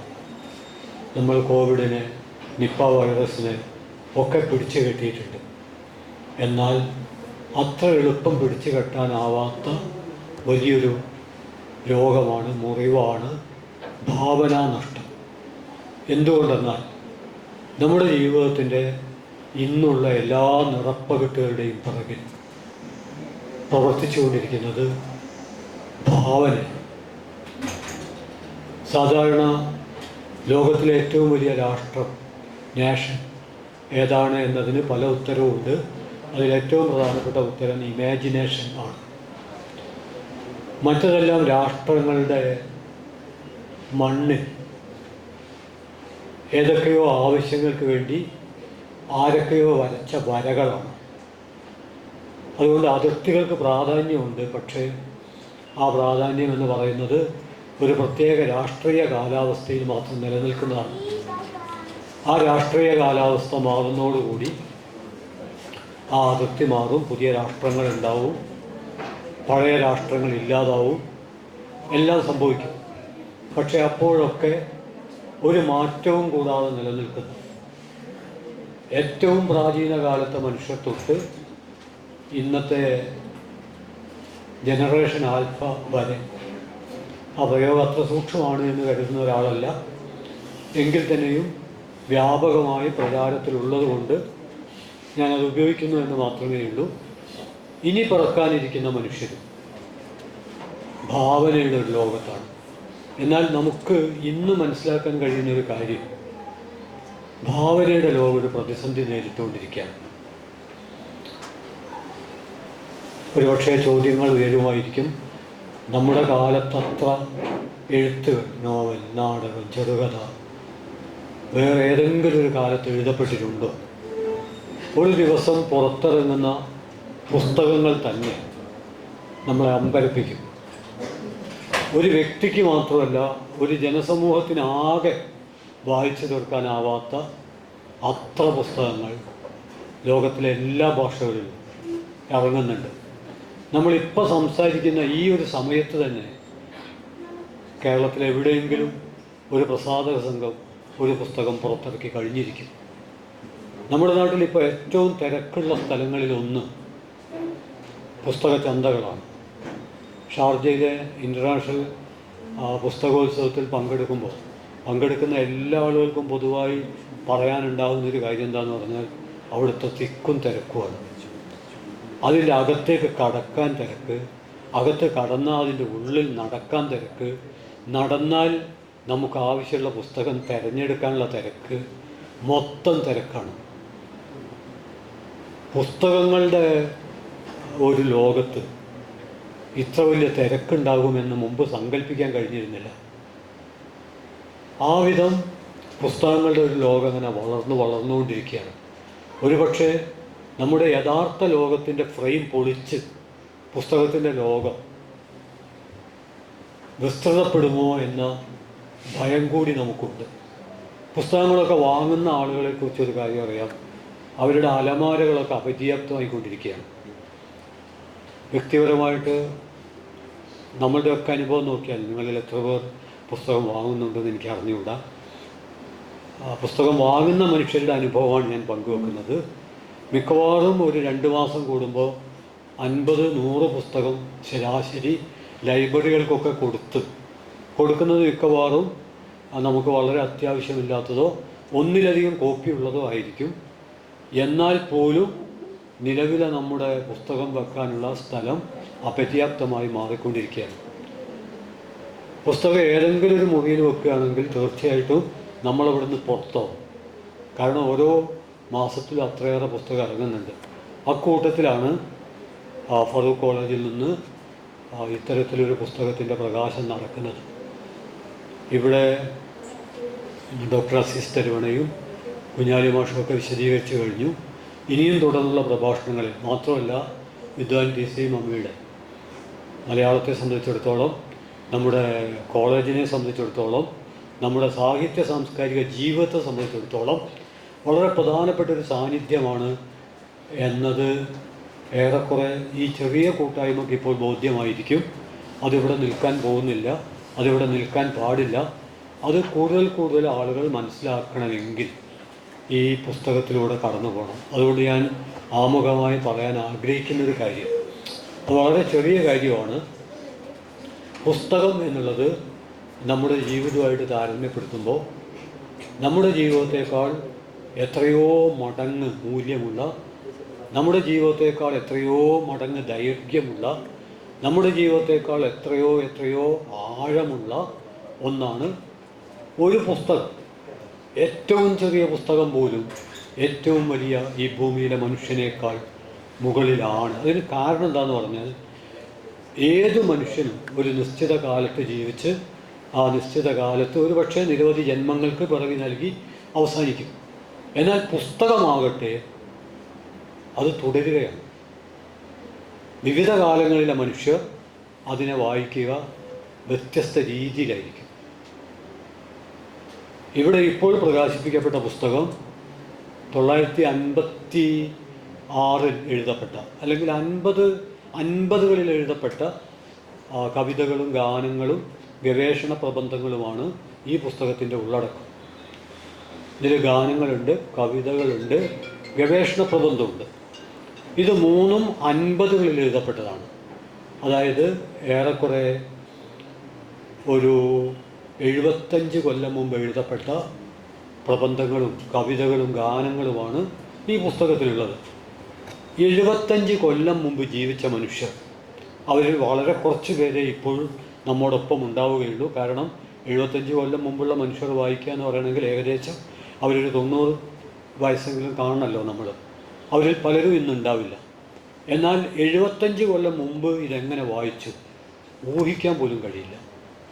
ഇന്ന് വായിക്കുമ്പോൾ നമുക്ക് ഏറെക്കുറെ പരസ്പരം വിനിമയം ചെയ്യാം, ചർച്ച ചെയ്യാം. പക്ഷെ ഒരു 100 കൊല്ലം കൂടി കഴിഞ്ഞിട്ട് ഇത് വായിക്കുമ്പോൾ എങ്ങനെയായിരിക്കും പറയാൻ പറ്റില്ല. അവിടെയാണ് പല കൃതികളും കണ്ടെടുക്കപ്പെടുമ്പോൾ, ഇപ്പോൾ നമ്മൾ പണ്ഡിറ്റ് KP കറുപ്പൻ്റെ കൃതി കണ്ടെടുക്കുമ്പോൾ, നമ്മൾ മലയാളത്തിലെ ജാതിക്കൊല്ലി കവിതയുടെ നായകനായിട്ട് കേസരി ബാലകൃഷ്ണപിള്ള അവതരിപ്പിച്ചത് കുമാരനാശാനെയാണ്. അതിൽ തന്നെ കുമാരനാശാൻ്റെ 1922 ദുരവസ്ഥയാണ്. പക്ഷേ നമുക്കിന്നറിയാം കുമാരനാശാൻ ദുരവസ്ഥ എഴുതുന്നതിനും ഒരു 15 കൊല്ലം മുമ്പ്, കൃത്യം പറഞ്ഞാൽ 17 കൊല്ലം മുമ്പ് പണ്ഡിറ്റ് KP കറുപ്പൻ ജാതിക്കുമ്മി എന്ന് പറയുന്ന ജാതി വിരുദ്ധ കവിത എഴുതിയിട്ടുണ്ട്. അപ്പോൾ നമ്മൾ വിചാരിക്കും അതായിരിക്കും. അതല്ല, അതിനും എത്രയോ നൂറ്റാണ്ടുകൾക്ക് പുറകിൽ പൊട്ടന്തയ്യുണ്ട്. അത് ജാതിക്കൊല്ലി വകുപ്പിൽ ഉൾപ്പെടുത്തേണ്ടതാണ്. കുമാരനാശാന് തന്നെ പ്രചോദനം നൽകിയ ശ്രീനാരായണ ഗുരുവുണ്ട്. അദ്ദേഹം ജാതിക്കൊല്ലി പ്രസ്ഥാനത്തിൽ, കുമാരനാശാന് മുമ്പ് തന്നെ ജാതിക്കൊല്ലി കവിതകൾ എഴുതിയ ആളാണ് ശ്രീനാരായണ ഗുരു. മുമ്പ് അദ്ദേഹത്തെ നമ്മളൊരു സാമൂഹ്യ പരിഷ്കർത്താവ്, ആത്മീയ നേതാവുമായിട്ടാണ് കണ്ടത്. പക്ഷേ പുതിയ കാലം അദ്ദേഹത്തെ കേരളത്തിൻ്റെ മഹാകവി കൂടിയായി കാണാൻ തുടങ്ങിയിട്ടുണ്ട്. ഞാനീ പറയുന്നതിൻ്റെ ചുരുക്കം, നമ്മൾ വിദ്വാൻ TC മമ്മിമാഷെ അനുസ്മരിക്കുന്ന ഈ സമയത്തിന് ഒരു പ്രത്യേകതയുണ്ട്. ആ പ്രത്യേകത എന്ന് പറയുന്നത്, പഴയ കാലത്ത് നമ്മുടെ വായന പരിമിതമായിരുന്നു. ഇന്നത് അപരിമിതമായിട്ട് മാറിയിട്ടുണ്ട്. പഴയ കാലത്ത് ഈ കൃതിക്ക് എന്തൊക്കെ അർത്ഥമാണോ ആളുകൾ മനസ്സിലാക്കിയിരുന്നത്, അതിനെയൊക്കെ അട്ടിമറിക്കുന്ന തരത്തിലുള്ള പുതിയ അർത്ഥങ്ങൾ ഉണ്ടായിത്തീരുന്നുണ്ട്. 1950കളിൽ എഴുതപ്പെട്ടത് കൊണ്ട് തീർച്ചയായിട്ടും കേരളം എന്നുള്ളത് മാഷിൻ്റെ കവിതയിലെ പ്രധാനപ്പെട്ടൊരു വിഷയമാണ്. നമ്മൾ 2024 ഈ കേരളം എന്നുള്ളതിനെക്കുറിച്ച് ആലോചിക്കുമ്പോൾ, നമ്മൾ മലയാളത്തെക്കുറിച്ച് ആലോചിക്കുമ്പോൾ, അത് പഴയ കേരളമോ പഴയ മലയാളമോ അല്ല. നമ്മൾ വളരെ മാറിയിട്ടുണ്ട്. നേരത്തെ ഇവിടെ ചൂണ്ടിക്കാണിക്കേണ്ടായി, ആ കാലത്തെ ആയുർദൈർഘ്യം ഏകദേശം 40-50 കൊല്ലാണ്. ഇപ്പം നമ്മുടെ ശരാശരി ആയുർദൈർഘ്യം ഏറെക്കുറെ 90, 100 വയസ്സ്. 100 കവിഞ്ഞ മനുഷ്യർ, 100 കവിഞ്ഞ മനുഷ്യരുടെ ഒരു ഒത്തുചേരൽ കോഴിക്കോട് ജില്ലയിൽ സംഘടിപ്പിക്കുകയാണെങ്കിൽ അത് ഇതിനേക്കാൾ ഊർജ്ജസ്വലമായ ഒരു സദസ്സായിരിക്കും എന്ന് ഞാൻ വിചാരിക്കുന്നു. കാരണം അവരിൽ ചിലരെ കാണാനും സംസാരിക്കാനും ഒക്കെ കഴിഞ്ഞപ്പോൾ വലിയ ഊർജ്ജം ഉൽപ്പാദിപ്പിക്കാൻ അവർക്ക് കഴിയുന്നുണ്ട്. ഞാൻ നിങ്ങളെ കുറ്റപ്പെടുത്തില്ല. ഞാൻ പറഞ്ഞു വരുന്നത്, അത് കേരളത്തിൻ്റെ ഒരു ഇടപെടൽ. നേരത്തെ 1000 കുട്ടികൾ കേരളത്തിൽ ജനിച്ചാൽ നമുക്കറിയാം അതിലൊരു 10-30 കുട്ടികൾ അല്ലെങ്കിൽ 10-300 കുട്ടികൾ. അതുകൊണ്ടാണ് അന്നത്തെ മനുഷ്യർ ധാരാളം കുട്ടികളെ ഉൽപ്പാദിപ്പിച്ചത്. ഒരു 10 എണ്ണം ഉൽപ്പാദിപ്പിച്ചാൽ മാത്രമേ ഒരു 2-3 എണ്ണം ബാക്കിയാവുള്ളൂ. ഇന്ന് ആളുകൾ ധൈര്യപൂർവ്വം 1 ഉൽപ്പാദിപ്പിച്ച് 1-ൽ നിർത്താൻ കാരണം 1000 കുഞ്ഞുങ്ങൾ പറക്കുമ്പോൾ കേരളത്തിൽ മരിക്കുന്നത് 5 പേരാണ്. യൂറോപ്യൻ രാജ്യങ്ങളിൽ പലതും 6-7 കണക്കിൽ ചെറിയ മാറ്റം ഉണ്ടാവും. എങ്കിലും കേരളം മുന്നിലാണ്. ഞാൻ പറഞ്ഞു വരുന്നത് ഇങ്ങനെ ഒരു മുന്നേറ്റം കേരളത്തിന് എങ്ങനെ ഉണ്ടായി. അതിൽ കവിതക്കൊരു പങ്കുണ്ടെന്ന് കേട്ടാൽ ആളുകൾ ചിരിക്കും. ശാസ്ത്രത്തിന് പങ്കുണ്ടെന്ന് കേട്ടാൽ ആളുകൾ അത് ശരിയാണ്, ധാരാളം മരുന്നുകൾ, ആശുപത്രികൾ ഒക്കെ ഉണ്ടായതുകൊണ്ടാണെന്ന് വിചാരിക്കും. ആശുപത്രികൾക്കും ശാസ്ത്രത്തിനൊക്കെ പങ്കുണ്ട്. പക്ഷെ അതിനേക്കാൾ പ്രധാനമാണ് സാഹിത്യത്തിൻ്റെ, കലയുടെ പങ്ക്. അതിന് കാരണം മനുഷ്യർക്ക് വിശന്നാൽ ഭക്ഷണം വേണം. നമ്മുടെ ശരീരത്തിന് ഭക്ഷണവും വെള്ളമൊക്കെ വേണം. പക്ഷേ നമ്മുടെ മനസ്സിന് ബന്ധങ്ങൾ വേണം. ഇനി ഭക്ഷണം 2 ദിവസം കിട്ടിയിട്ടില്ല എന്ന് വിചാരിക്കുക, നല്ല ആരോഗ്യമുള്ള ബന്ധമാണുള്ളതെങ്കിൽ നമുക്ക് അതിജീവിക്കാൻ പറ്റും. അതിന് ചരിത്രത്തിൽ തെളിവുകളുണ്ട്. ഭക്ഷണത്തിനുള്ള പ്രാധാന്യത്തെ ഞാൻ കുറച്ച് കാണുകയല്ല. അതുകൊണ്ടാണ് വൈലോപ്പിള്ളി തൻ്റെ ഒരു കവിതയിൽ പറയുന്നുണ്ട്, ഇത്തിരി പോരും മെയ്യനും, ശരീരത്തിന് കുറച്ച് മതി, സർവം പോരാ മാനുഷ സത്ത പുലർത്താൻ. നമുക്ക്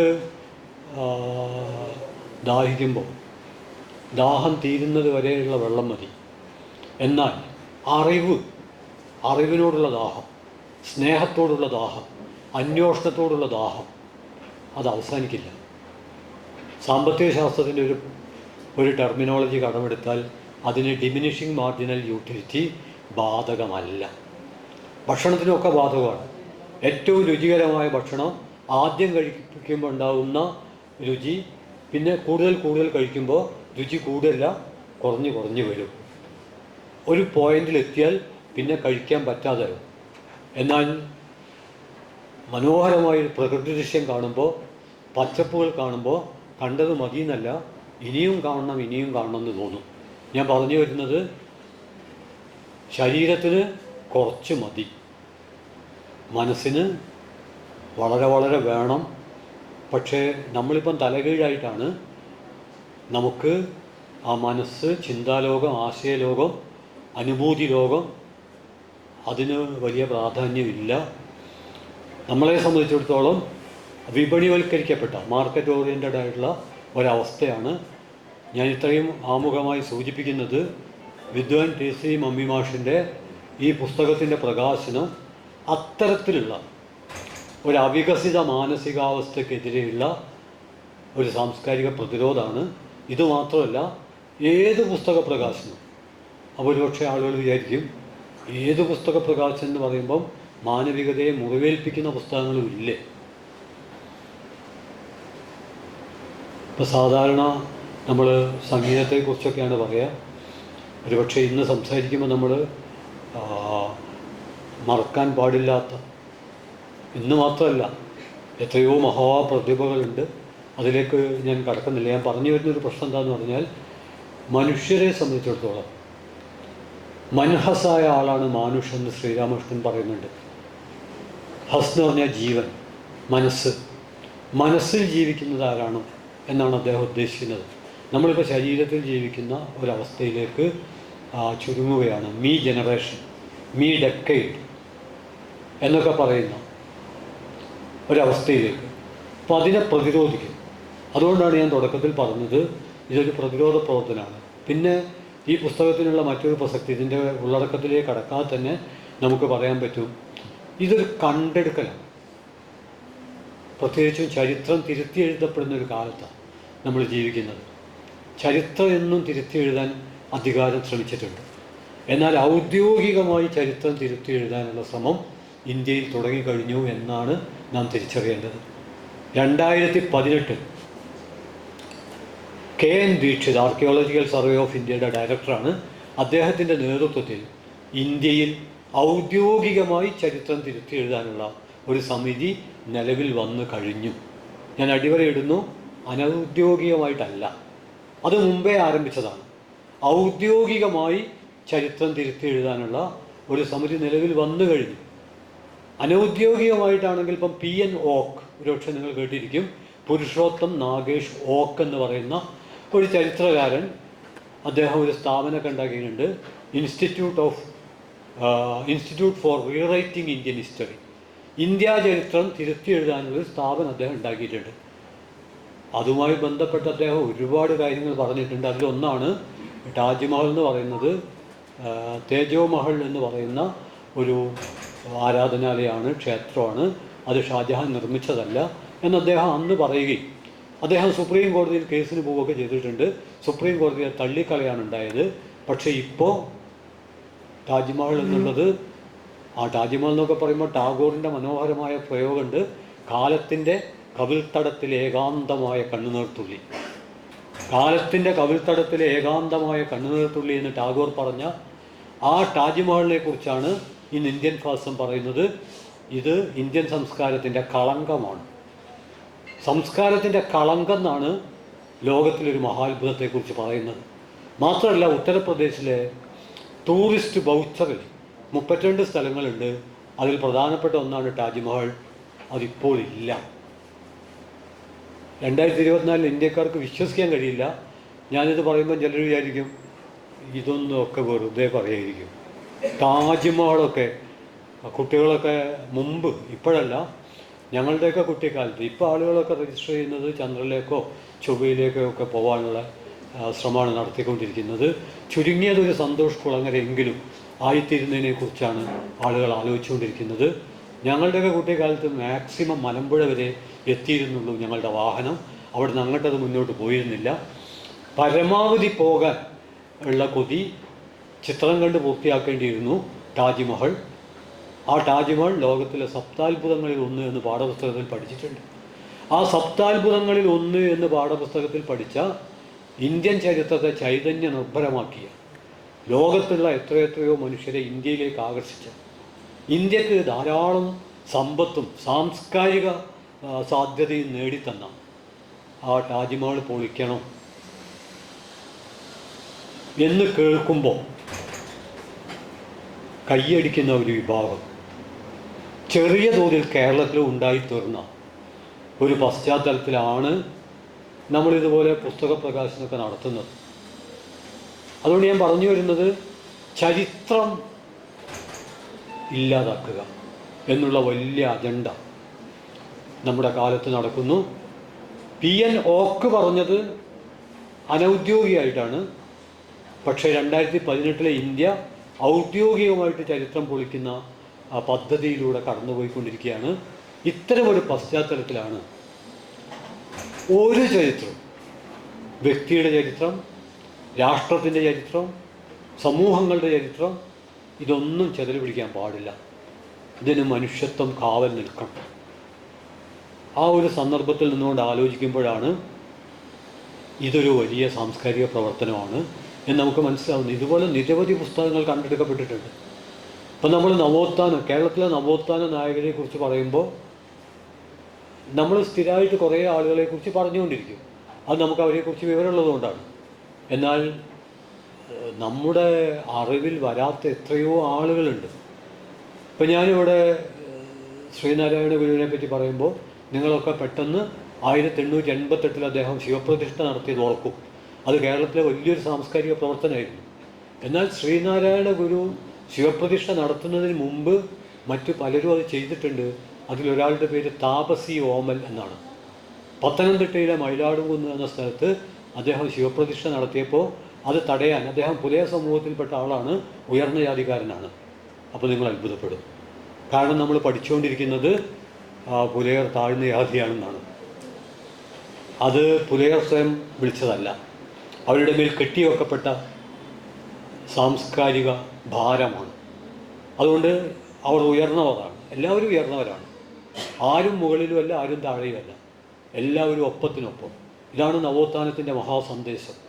അതുകൊണ്ട് താപസി ഓമൽ എന്ന ഉയർന്ന ജാതിയിൽപ്പെട്ട വിതിൻ കോട്ട് പുലയൻ ശിവപ്രതിഷ്ഠ നടത്താൻ ശ്രമിച്ചപ്പോൾ അതിനെ തടയാൻ ആ പ്രദേശത്തെ സവർണർ, മേൽജാതിക്കാരെന്ന് സ്വയം തെറ്റിദ്ധരിക്കുന്നവർ ശ്രമിക്കേണ്ടായി.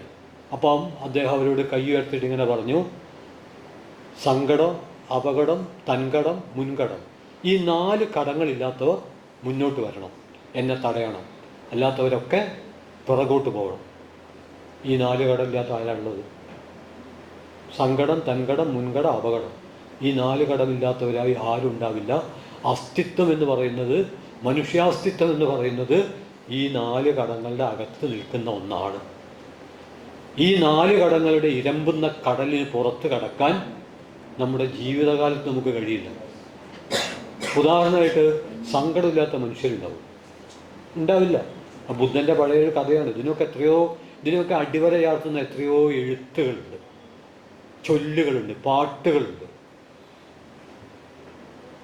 തൻ്റെ പ്രിയപ്പെട്ട പുത്രൻ മരിച്ചപ്പം സങ്കടം സഹിക്കാതെ ബുദ്ധനെ അടുത്ത് ചെന്നിട്ട് ജീവൻ തിരിച്ചു നൽകാൻ കഴിയുമോ എന്ന് ചോദിച്ചപ്പോൾ ബുദ്ധൻ പറഞ്ഞൊരു മറുപടി ഉണ്ട്: കഴിയും. ആരും മരിക്കാത്തൊരു വീട്ടിൽ നിന്ന് ഒരിത്തിരി കടുക് കൊണ്ടുവരണം. ആരും മരിച്ചിട്ടുണ്ടാവരുത് ആ വീട്ടിൽ എന്ന് പറഞ്ഞാൽ ആ വീട്ടിലെ മുൻ തലമുറയിൽപ്പെട്ടവർ ഒരാളും മരിച്ചിട്ടുണ്ടാവരുത്. അങ്ങനെ ആരും മരിക്കാത്ത വീട്ടിൽ കടുക് അന്വേഷിച്ച് ഇയാൾ നടന്നപ്പോൾ ആ വീട്ടിലൊക്കെ ഒരുപാട് പേർ മരിച്ചിട്ടുണ്ട്. അപ്പോൾ അയാൾക്ക് മനസ്സിലായി. പിന്നീട് അദ്ദേഹം ബുദ്ധൻ്റെ അടുത്തേക്ക് പോയിട്ടില്ല എന്ന് വേണം മനസ്സിലാക്കാൻ. കാരണം ആരും മരിക്കാത്തൊരു വീടുണ്ടാവില്ല, ആരും രോഗം ബാധിക്കാത്തൊരു വീടുണ്ടാവില്ല. സങ്കടം ഉണ്ടാവും ആളുകൾക്കൊക്കെ. പിന്നെ ഓരോ ജന്മവും മുൻകടമാണ്, വീട്ടിൽ തീരാനാവാത്ത മുൻകടങ്ങൾ. അപകടമുണ്ട്. നിത്യവും പത്രത്തിൽ നമ്മൾ വായിച്ചുകൊണ്ടിരിക്കുമ്പോൾ നമ്മൾ വിചാരിക്കുന്നത് അത് മറ്റാർക്കോ ബാധകമാണെന്നാണ്. അല്ല, അത് നമുക്കും ബാധകമാണ്. ഏത് സമയത്തും സംഭവിക്കാവുന്നതാണ്, സംഭവിക്കാതിരിക്കാവുന്നതുമാണ് അപകടം. ഇങ്ങനെ നിരവധി കടങ്ങളില്ലാത്ത ആരെങ്കിലും ഉണ്ടെങ്കിൽ വാ എന്ന് താപസി ഓമൽ വെല്ലുവിളിച്ചു. അപ്പോൾ ആരുമില്ല. അദ്ദേഹം അവിടെ ശിവപ്രതിഷ്ഠ നടത്തി.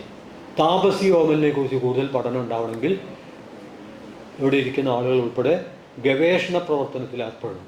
അപ്പം കുറേ വിവരങ്ങൾ വരും. കേരളത്തിലെ ഏറ്റവും മഹാനായി ആദരിക്കപ്പെടേണ്ട ഒരു നവോത്ഥാന പ്രതിഭയാണ് കണ്ടൻ കുമാരൻ എന്ന് കേൾക്കുമ്പോൾ ഈ പേര് തന്നെ ആരും കേട്ടിട്ടുണ്ടാവില്ല. കാരണം ഈ അടുത്താണ്, ഒരു കൊല്ലം മുമ്പാണ് അദ്ദേഹത്തെക്കുറിച്ചൊരു പുസ്തകം പുറത്തു വന്നത്. ഒരേ ഒരു പുസ്തകം. അതുവരെ ചരിത്രത്തിൽ 2 വരിയാണ്. ആ 2 വരി ഗവേഷണ പ്രവർത്തനത്തിൻ്റെ ഭാഗമായിട്ട് ഒരു ബുക്കായി. ഇനി അത് കൂടുതൽ പഠനങ്ങൾ നടക്കും. ഞാൻ ഇത്രയും പറയുന്നത് വിദ്വാൻ DC മമ്മി മാഷിനെ കുറിച്ചുള്ള ഒരു ബുക്കാണ്. ഇതിനു മുമ്പ് പുസ്തകം ഇറങ്ങിയിട്ടുണ്ടോ എന്നെനിക്ക് അറിഞ്ഞുകൂടാ. ഞാനിവിടെ മലയാളം ഡിപ്പാർട്ട്മെൻറ്റിൽ ഒരു തൊഴിലാളിയായി ജോലി ചെയ്തിട്ടുണ്ട്. പക്ഷേ ആ സമയത്ത് വിദ്വാൻ DC മമ്മി മാഷിനെക്കുറിച്ച് എനിക്ക് യാതൊരു വിവരവുമില്ല. വട്ടപൂജ്യമാണ്. എൻ്റെ ഒരു ആശ്വാസത്തിന് വേണ്ടി വട്ടപൂജ്യത്താൽ അനുഗ്രഹിക്കപ്പെട്ട, ബ്ലസ്ഡ് വിത്ത് ഇഗ്നറൻസ് എന്നൊക്കെ പറയുന്നത് പോലെ പറയാവുന്നൊരു വാക്യമാണ്. പക്ഷേ ഇപ്പോൾ ഈ പുസ്തകം വരുമ്പം നമ്മൾ മനസ്സിലാക്കുകയാണ്, ഇവിടെ നമ്മൾക്കൊക്കെ ഒരു സ്വകാര്യ അഹങ്കാരമൊക്കെ ഉണ്ടായിരുന്നു. നമ്മളൊക്കെയാണ് ഇങ്ങനെ എഴുതാനൊക്കെ തുടങ്ങിയത്. ഈ കോളേജിൽ APP നമ്പൂരി മാഷ് ഉണ്ടായിരുന്നു. അത് കഴിഞ്ഞാൽ ഞാനും MA റഹ്മാനും ഒക്കെയാണ് എഴുതാനൊക്കെ തുടങ്ങിയത് എന്നൊരു സ്വകാര്യ അഹങ്കാരം ഉണ്ടായിരുന്നു. ആ സ്വകാര്യ അഹങ്കാരത്തിൻ്റെ ഊതി വീർപ്പിച്ച ബലൂണിൽ മറ്റൊരു പ്രതിഭ മുട്ടുസൂചിയായി വന്ന് നമ്മളുടെയൊക്കെ കാറ്റ് പോയൊരവസ്ഥയാണ് ഇപ്പോൾ മനസ്സിലാക്കാൻ കഴിയുന്നത്. അതിൽ അഭിമാനമാണുള്ളത്.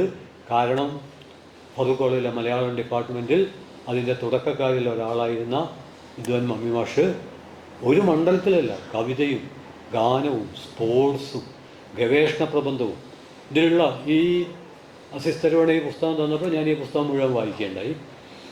കാരണം പ്രകാശനത്തിന് വരുമ്പോൾ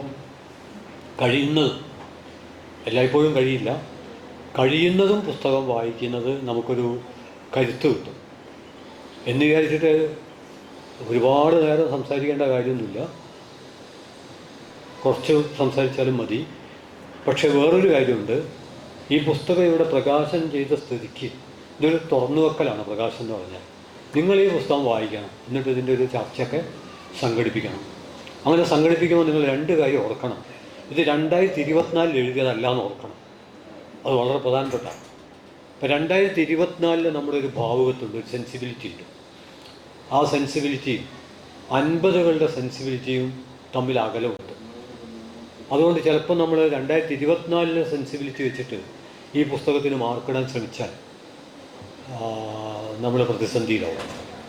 അപ്പം നമുക്ക് രണ്ടാമതായിട്ട് ആശ്രയിക്കാനുള്ളത് ചരിത്രമാണ്. ആ ചരിത്ര സന്ദർഭത്തിൽ നിന്നുകൊണ്ട് നമ്മൾ ഈ പുസ്തകത്തെക്കുറിച്ച് ആലോചിക്കണം. അത് ഈ പുസ്തകത്തെക്കുറിച്ച് മാത്രമല്ല, നമ്മുടെ ജീവിതത്തെക്കുറിച്ച് മുഴുവൻ നമ്മൾ ആലോചിക്കേണ്ടത് ഒരു ചരിത്ര സന്ദർഭത്തിൽ വെച്ചാണ് എന്നാണ് ഞാൻ സൂചിപ്പിക്കാൻ ആഗ്രഹിക്കുന്നത്. അതിനുള്ള ഒരു പരിശീലനമായിട്ട് മറ്റു പലതിനൊപ്പം ഈ പുസ്തക വായനയും പ്രധാനപ്പെട്ട ഒരു പങ്കുവഹിക്കും. പുസ്തക വായന എന്ന് പറഞ്ഞാൽ വെറും പുസ്തക വായന മാത്രമല്ല. നമ്മളിങ്ങനെ പുസ്തകം തുറന്ന് അങ്ങനെ വായിക്കണമെന്ന് നിർബന്ധമൊന്നുമില്ല. നമ്മൾ നമ്മളെ തന്നെ, ഒരാൾക്ക് അയാളെ തന്നെ പിടിച്ചു കെട്ടാൻ കഴിഞ്ഞാൽ അത് വലിയൊരു കാര്യമായിരിക്കും എന്നും, ഒരാൾക്ക് അയാളെ കാണിച്ചു കൊടുക്കാൻ കഴിഞ്ഞാൽ, അയാൾക്ക് അയാളെ തന്നെ മനസ്സിലാക്കി കൊടുക്കാൻ കഴിഞ്ഞാൽ അത് ജീവിതത്തിൽ വലിയ മാറ്റങ്ങൾക്ക് ഇടവരുത്തിയേക്കാമെന്നും. രണ്ടാമത് പറഞ്ഞ പ്രയോഗം ചെക്കോവിൻ്റേതാണ്. ഒന്നാമത് പറഞ്ഞത് റഡ്ഗർ ബർഗ്മാൻ്റേതാണ്. ഞാൻ സൂചിപ്പിക്കുന്ന ഒരു പ്രശ്നം എന്താണെന്ന് പറഞ്ഞാൽ, നമുക്ക് നമ്മളെ മനസ്സിലാക്കുക. ലോകത്തിലെ ഏറ്റവും വലിയ അത്ഭുതം കടൽ, അത് കഴിഞ്ഞാലോ ആകാശം, അതും കഴിഞ്ഞാലോ മനുഷ്യ മനസ്സ്. അത്ര സങ്കീർണമാണ്, നമുക്കൊന്നും പറയാൻ പറ്റില്ല. ഇപ്പം ഞാനിങ്ങനെ പ്രസംഗിക്കുമ്പോൾ ഞാൻ വിചാരിക്കും ആളുകളെല്ലാം മിണ്ടാതിരിക്കുന്നുണ്ട്, വളരെ നിശബ്ദമായിട്ട് ശ്രദ്ധാപൂർവ്വം കേട്ടുകൊണ്ടിരിക്കുകയാണ്. ക്ലാസ്സൊക്കെ എടുക്കുമ്പോൾ അധ്യാപകർക്ക് ഗുരുതരമായ തെറ്റിദ്ധാരണ ഉണ്ടാവും. അതെപ്പോഴാന്ന് പറഞ്ഞാൽ കുട്ടികൾ അങ്ങോട്ടും ഇങ്ങോട്ടുമൊക്കെ തിരിയുമ്പോൾ ശ്രദ്ധിക്കുന്നില്ല എന്നുള്ളത് വിചാരിച്ചിട്ട് അവരെ ദേഷ്യപ്പെടും. നേരെ മറിച്ച് അങ്ങോട്ടും ഇങ്ങോട്ടും ഒന്നും അനങ്ങാതെ നിശബ്ദമായിട്ട് ഇരിക്കുമ്പോൾ വിചാരിക്കും ഇത് നല്ല ശ്രദ്ധയെന്ന് വിചാരിക്കും. ഒരു ശ്രദ്ധ ഉണ്ടാവണമെന്നില്ല.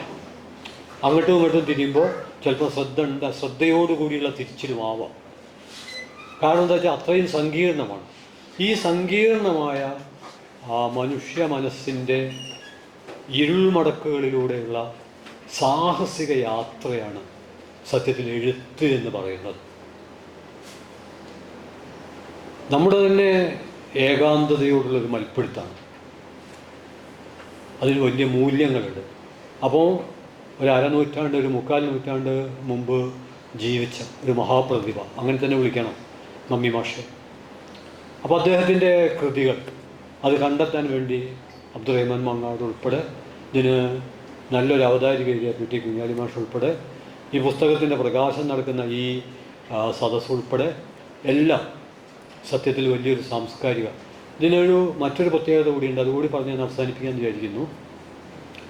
ഇത് ഒരു സാമുദായിക പശ്ചാത്തലത്തിൽ നിന്ന് തുടങ്ങുകയും എന്നാൽ ആ സാമുദായിക പശ്ചാത്തലത്തിൻ്റെ പരിമിതിക്ക് അപ്പുറത്തേക്ക് കടക്കുകയും ചെയ്യുന്ന തരത്തിലുള്ള ഒരു അന്തർധാര വിതിൻ കോട്ട് ഈ പുസ്തകത്തിലുണ്ട്. കാരണം ഇത് മുസ്ലിം, ക്രിസ്ത്യൻ, ഹിന്ദു, വ്യത്യസ്ത മതത്തിൽപ്പെട്ടവർ, മമ്മി മാഷ് മതരഹിതരെ എന്തുകൊണ്ട് പറയാതെ പോയി എന്ന് ബ്രാക്കറ്റിൽ ഞാൻ അവരെ കൂടി നമ്മൾ പറയണം. ഇന്ന് വ്യത്യസ്ത ലിംഗവിഭാഗങ്ങളെപ്പറ്റി പറയുമ്പോൾ ആൺപെൺ എന്ന് മാത്രം പറഞ്ഞാൽ പോരാ, ട്രാൻസ് മനുഷ്യരെക്കുറിച്ചും പറയണം. അവരുടെ ഒരു ലോകമുണ്ട്. നമ്മളും അങ്ങനെ ആലോചിക്കേണ്ടതുണ്ട്. നമ്മളുടെ പരിചയം എത്ര ഉണ്ടെന്ന് അറിയാനുള്ളൊരു ടെസ്റ്റ് എന്താണെന്ന് പറഞ്ഞാൽ, ഒരു കടലാസ് എടുക്കുക, ഇപ്പോൾ എടുക്കണ്ട കേട്ടോ, മനസ്സിൻ്റെ പുറത്ത് എഴുതിയാലും മതി. നിങ്ങളുടെ പരിചയക്കാർ എത്ര ഉണ്ട്, നിങ്ങളുടെ സുഹൃത്തുക്കൾ എത്ര ഉണ്ട്, നിങ്ങളുടെ എൻ്റെ ആത്മസുഹൃത്തുക്കൾ എത്ര ഉണ്ട്, ഒരു 3 പട്ടിക ഒന്ന് എഴുതി വെക്കുക. രാത്രി വീട്ടിലെത്തിയിട്ട് എഴുതാലും മതി, ഉറങ്ങുന്നതിന് മുമ്പേ. ഉറക്കത്ത് ചെയ്യാൻ പറ്റില്ലല്ലോ. അങ്ങനെ ചെയ്താൽ മനസ്സിലാവുന്നൊരു കാര്യമുണ്ട്. നമ്മൾ സാമൂഹ്യ പ്രവർത്തനത്തിൽ നിന്ന്, വായനയിൽ നിന്ന്, പഠനത്തിൽ നിന്ന് എത്ര കണ്ട് പിറകോട്ട് പോകുന്നോ അത്ര കണ്ട് നമ്മുടെ പരിചയ ലോകം, നമ്മുടെ സൗഹൃദ ലോകം, നമ്മളുടെ ആത്മബന്ധങ്ങളുടെ ലോകം കുറഞ്ഞ് വരും. നമ്മൾ എത്രമാത്രം വായിക്കുന്നുവോ, നമ്മൾ എത്രമാത്രം പൊതുപ്രവർത്തനത്തിൽ വ്യാപൃതരാകുന്നുവോ, നമ്മൾ നമ്മളെപ്പോലുള്ളവരാണ് മറ്റു മനുഷ്യരും എന്ന് തിരിച്ചറിയുന്നുവോ അത്ര കണ്ട് നമ്മുടെ പരിചയവും സൗഹൃദവും ആത്മബന്ധവും വളർന്ന് വരും. അങ്ങനെ വരുമ്പോൾ അതിൽ നിന്ന് നമുക്ക് ആരെയും ഉപേക്ഷിക്കാൻ പറ്റില്ല. ആൺപെൺ ലിംഗവിഭാഗങ്ങളെ മാത്രം ഉൾക്കൊണ്ടാൽ മതിയാവില്ല. ട്രാൻസ് മനുഷ്യരെയും നമ്മൾ ഉൾക്കൊള്ളണം. അവരുടെ പ്രശ്നങ്ങൾ എന്താണ്, അവരുടെ ആഹ്ലാദങ്ങൾ എന്താണ് എന്നൊക്കെ നമ്മൾ അറിയണം. അതുപോലെ വിവിധ സാമൂഹ്യ വിഭാഗങ്ങൾ, ഞാൻ പറയുന്നത് മമ്മി മാഷ് ഇതിൻ്റെ ഒരു പൊതു പശ്ചാത്തലം മുസ്ലിം സാമുദായിക പശ്ചാത്തലമാണ്. പക്ഷെ അദ്ദേഹം അവിടെ നിൽക്കുന്നില്ല. ആ പശ്ചാത്തലത്തിൽ നിന്ന് അദ്ദേഹം ആ ഫ്രെയിം പൊളിച്ചിട്ട് എല്ലാവരെയും ഉൾക്കൊള്ളുന്ന, ഇൻക്ലൂസീവ് എന്ന് നമ്മൾ ഇന്ന് പറയുന്ന ബഹുസ്വരതയുടെ ഒരു ലോകത്തിലേക്ക് അദ്ദേഹത്തിൻ്റെ കവിതകൾ, അദ്ദേഹം എന്ന് പറഞ്ഞാൽ നമ്മുടെ മുമ്പിൽ ഇപ്പോൾ ഉള്ളത് അദ്ദേഹത്തിൻ്റെ ഈ കൃതിയാണ്. ഈ കൃതിയിൽ അത്തരത്തിലുള്ള ഒരു നമ്മൾ ഇന്ന് പറയുന്ന ഒരു മതനിരപേക്ഷ അവസ്ഥ ഉണ്ട്. ഈ അടുത്ത് ധാരാളം കവിതകൾ എഴുതപ്പെടുന്നു എന്ന് ഞാൻ പറഞ്ഞല്ലോ. CS രാജേഷ് എഴുതിയൊരു പോസ്റ്റർ കവിത ഉണ്ട്. കൂട്ടത്തിൽ ഞാൻ പറയട്ടെ, മിക്കവാറും ആളുകൾ ഇപ്പോൾ എഴുതുന്നതൊക്കെ സൗന്ദര്യശാസ്ത്രത്തിൻ്റെ ഒരു മാനദണ്ഡം സ്വീകരിച്ചാൽ, മാറി വരുന്ന മാനദണ്ഡം വെച്ചാലും അതിനെ പോസ്റ്റർ കവിത എന്ന് വിളിക്കാനാണ് ഞാൻ ഇഷ്ടപ്പെടുന്നത്. CS രാജേഷിൻ്റെ അടുത്ത ഫ്രണ്ടാണ്. അദ്ദേഹത്തിൻ്റെ തിരഞ്ഞെടുത്ത കൃതികൾക്ക് ആമുഖം എഴുതിയിട്ടുണ്ട്. ഞങ്ങൾ ഒന്നിച്ച് യാത്ര ചെയ്തിട്ടുണ്ട്. അടുത്ത സുഹൃത്താണ് അദ്ദേഹം. ഈ അടുത്ത് എഴുതിയൊരു കവിത ഞാനതിലെ പോസ്റ്റർ കവിതയിലാണ്. അദ്ദേഹം കവിയാണ്, പക്ഷേ ഈ അടുത്ത് എഴുതിയതൊരു പോസ്റ്റർ കവിതയാണ്. പക്ഷേ ആ കവിത പ്രധാനമാണ്. ആ കവിത ഇതാണ്: വെറുപ്പിൻ്റെ ഫാക്ടറിക്ക് സ്നേഹത്തിൻ്റെ മാളിനുമിടയിൽ മതേതരത്വത്തിൻ്റെ ഒരു തട്ടുകട ഇടണം. ആദ്യത്തെ 3 വരി ഞാൻ ഒന്നുകൂടി പറയാം. ഞാൻ ഈ ഉച്ചയ്ക്ക് വരുമ്പോൾ ഞാൻ ഇങ്ങനെ ആലോചിച്ചു, നമ്മളെല്ലാവരും ആലോചിക്കും, നമ്മൾ ഈ പ്രഭാഷണം എന്ന് പറഞ്ഞിട്ട് ഇറങ്ങി പുറപ്പെടുന്നത് എന്തിനു വേണ്ടിയാണ്? അതൊരു ഒത്തുചേരലാണ്, ഒരു സൗഹൃദമാണ്, ഏതെങ്കിലും ഒരു പുസ്തകത്തിൻ്റെ പേരിലായിരിക്കും. പക്ഷെ അതിനപ്പുറത്ത് അതിനൊരു ദൗത്യമുണ്ട്. ആ ദൗത്യം എന്ന് പറയുന്നത് നമ്മുടെ ജീവിതത്തെ ഇന്നത്തേക്കാൾ ഒരല്പമെങ്കിലും മെച്ചപ്പെടുത്താൻ സഹായകമായ രീതിയിലുള്ള ഒരു സംവാദം, നിശബ്ദ സംവാദം നമുക്കിടയിൽ നടക്കണം. അത് ഇപ്പം തന്നെ നടക്കണമെന്നില്ല, അത്തരം ഒരു ആലോചനക്കെങ്കിലുള്ള ഒരു പഴുതുണ്ടാവണം. അപ്പോൾ ഈ വരി നിങ്ങൾ ആലോചിച്ച് നോക്കൂ: വെറുപ്പിൻ്റെ ഫാക്ടറിക്കും സ്നേഹത്തിൻ്റെ മാളിനുമിടയിൽ മതേതരത്വത്തിൻ്റെ ഒരു തട്ടുകട ഇടണം. വെറുപ്പിനെ പറ്റി പറഞ്ഞപ്പോൾ ഫാക്ടറി എന്നാണ് ഉപയോഗിച്ചത്. അത് ഇന്നത്തെ സമകാലീന അവസ്ഥയെ അടയാളപ്പെടുത്തുന്നു. സ്നേഹത്തിൻ്റെ മാൾ എന്നുള്ളത് ഒരു പക്ഷേ വേറിട്ടൊരു പ്രയോഗമായിട്ടാണ് ഞാൻ കാണുന്നത്. കാരണം ഈ മാളിലൊക്കെ നമ്മൾ കാണുന്ന മാളിന് വ്യത്യസ്ത തലങ്ങളുണ്ട്. അതിൻ്റെ ഒരു തലം എന്താണെന്ന് പറഞ്ഞാൽ എല്ലാ വിഭാഗത്തിൽപ്പെട്ടവരും എല്ലാ വസ്തുക്കളും എല്ലാം കൂടിച്ചേരുന്ന ഒരു സ്ഥലമാണ്. അപ്പോൾ സ്നേഹത്തിൻ്റെ മാളിനും ഇടയിൽ ആ തട്ടുകടക്ക് അങ്ങനെ വലിയ പരസ്യമൊന്നുമില്ല. അത് വളരെ ജനകീയമാണ്. അപ്പോൾ വെറുപ്പിൻ്റെ ഫാക്ടറിക്കും സ്നേഹത്തിൻ്റെ മാളിനുമിടയിൽ മതേതരത്വത്തിൻ്റെ ഒരു തട്ടുകട ഇടണം. ജനാധിപത്യം എന്നുള്ള വാക്കിനേക്കാൾ സൂക്ഷ്മം ഞാൻ ഉപയോഗിക്കുന്നത് ജനായത്വമാണ്. കവിതയിലുള്ളത് ജനാധിപത്യം ആയതുകൊണ്ട് ആ വാക്ക് ഉപയോഗിക്കുന്നു എന്നേ ഉള്ളൂ. ജനായത്വത്തിൻ്റെ ദോശ, സാഹോദര്യത്തിൻ്റെ ചമ്മന്തി, പാരസ്പര്യത്തിൻ്റെ സാമ്പാർ, സമത്വത്തിൻ്റെ ഓംലെറ്റ് അവിടെ വിളമ്പണം. ഈ ഓംലെറ്റ് വിളമ്പുമ്പോൾ കുറച്ചൊരു പ്രശ്നം വരും, പക്ഷെ അത് പരിഗണിക്കേണ്ടതില്ല. അതൊരു പത്രവാർത്ത തൊട്ടടുത്തുള്ള കർണാടകയിൽ നിങ്ങൾ വായിച്ചിട്ടുണ്ടാവും. Row over the boiled eggs, പുഴുങ്ങിയ മുട്ടയെപ്പറ്റി വലിയ തർക്കം ക്ലാസ് റൂമിൽ. കുട്ടിക്ക് ആഴ്ചയിൽ 3 ദിവസം കോഴിമുട്ട കൊടുക്കാൻ തീരുമാനിച്ചു. അപ്പം കോഴിമുട്ട സസ്യമാണോ മാംസമാണോ, വലിയ തർക്കം. ഒടുവിൽ സംഘട്ടനമൊക്കെ ആയി. കോഴിക്ക് പരിക്കൊന്നും പറ്റിയില്ല, കുറച്ച് കുട്ടിക്ക് പരിക്കൊക്കെ പറ്റി. അവസാനം അത് അവസാനിപ്പിച്ചു. അങ്ങനെയൊക്കെ ഇന്ത്യയിൽ സംഭവിച്ചുകൊണ്ടിരിക്കും. ഇന്ത്യയിൽ പലതും സംഭവിക്കും. അപ്പോൾ അത്തരം ഒരു പശ്ചാത്തലത്തിൽ ഈ കവിത മുന്നോട്ട് വെക്കുന്നത് ഇത് വലിയ മഹത്തായ കവിതയായതുകൊണ്ടൊന്നല്ല, ഇതിലൊരു നമ്മുടെ ജീവിതത്തെ മെച്ചപ്പെടുത്താനുള്ളൊരു ശ്രമമുണ്ട്.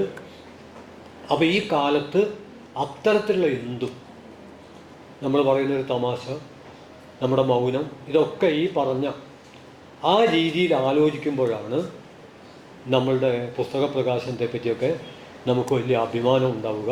അതുകൊണ്ട് വലിയ ആഹ്ലാദത്തോടെയാണ്, അഭിമാനത്തോടെയാണ്. പിന്നെ നമ്മളുടെ ഒരു ചെറിയ പരിമിതിയുണ്ട്. നമുക്ക് നമ്മുടെ ജീവിതത്തിൽ നിരവധി തലങ്ങളുണ്ട്.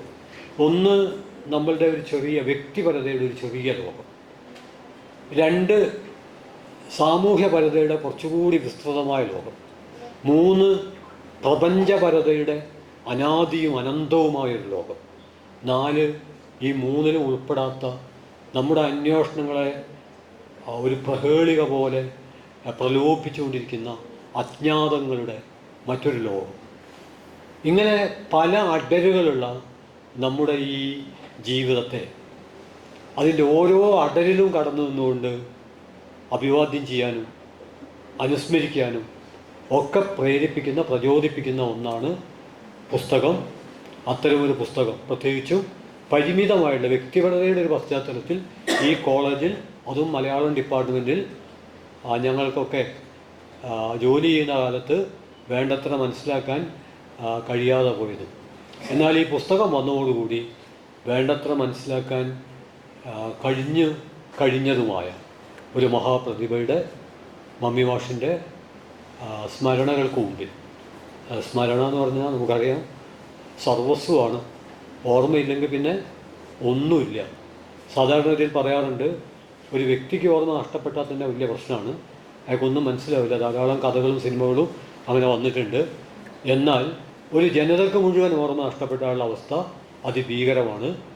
അതിന് സ്മൃതിനാശം എന്ന് പറഞ്ഞാൽ പോരാ, ചരിത്രം ഇല്ലാതാകുന്ന അവസ്ഥ എന്ന് തന്നെ പറയണം. അന്തോണിയോ ഗ്രാംഷി സാധാരണ ആവർത്തിക്കാറുണ്ട്, ഈ ഫാസിസത്തിനെതിരെ വലിയ പോരാട്ടം നടത്തിയ ആളാണ്, രക്തസാക്ഷിയായ ആളാണ്. അദ്ദേഹം സ്വന്തം മകൻ ഡീലിയോവിന് എഴുതിയ, സ്വന്തം എന്ന് വേണമെന്നില്ല, കുത്തിടാം, മകൻ ഡീലിയോവിന് എഴുതിയ ഒരു കത്തിൽ പറയുന്നുണ്ട്, ചരിത്രം നിനക്ക് ഇഷ്ടമാണെന്ന് കരുതുന്നു. എന്തുകൊണ്ടെന്നാൽ ആ വാക്യാണ് ഏറ്റവും പ്രധാനം, അത് ജീവിച്ചിരിക്കുന്ന മനുഷ്യരെക്കുറിച്ചാണല്ലോ. നമുക്കൊരു തെറ്റിദ്ധാരണയുണ്ട്, ചരിത്രം എന്ന് പറഞ്ഞാൽ ചത്ത കുറേ വസ്തുതകളും വിവരങ്ങളുടെയും സമാഹാരമാണ്. അല്ല, അത് ജീവിച്ചിരിക്കുന്നവരെ കുറിച്ചുള്ളൊരു കാര്യമാണ്. അതുകൊണ്ട് ചരിത്രം നഷ്ടപ്പെട്ടാൽ ജീവിതം നഷ്ടപ്പെട്ടു. ചരിത്രത്തിൻ്റെ ഇന്ധനമാണ് ജീവിതത്തെ ജ്വലിപ്പിക്കുന്നത്.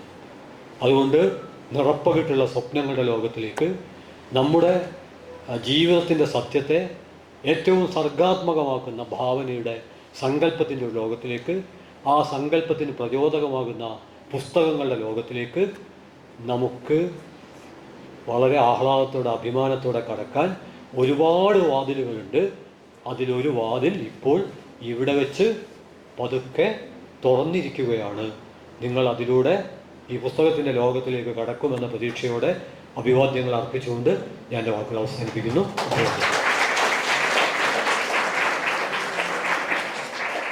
നന്ദികയും.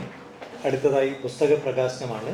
അതിനു മുമ്പ് വിദ്വാൻ ടി സി മമ്മിയുടെ മകൻ അക്ബർക്ക ഒരു കാര്യം സൂചിപ്പിക്കാൻ എന്നെ ഏൽപ്പിച്ചിരിക്കുകയാണ്. അത് മറ്റൊന്നുമല്ല, ഈ അനുസ്മരണം പോലെ എല്ലാ വർഷവും നമുക്ക് മമ്മി മാഷെ ഓർമ്മിക്കാൻ വേണ്ടി അദ്ദേഹത്തിൻ്റെ പേരിൽ കേരളത്തിലെ കലാലയങ്ങളിൽ നിന്ന് വരുന്ന ഏറ്റവും നല്ല ഒരു കവിതാ സമാഹാരത്തിന് ഒരു അവാർഡ് ഏർപ്പെടുത്തുന്ന കാര്യമാണ്. അദ്ദേഹം തുക പറഞ്ഞിട്ടുണ്ട്, 10,000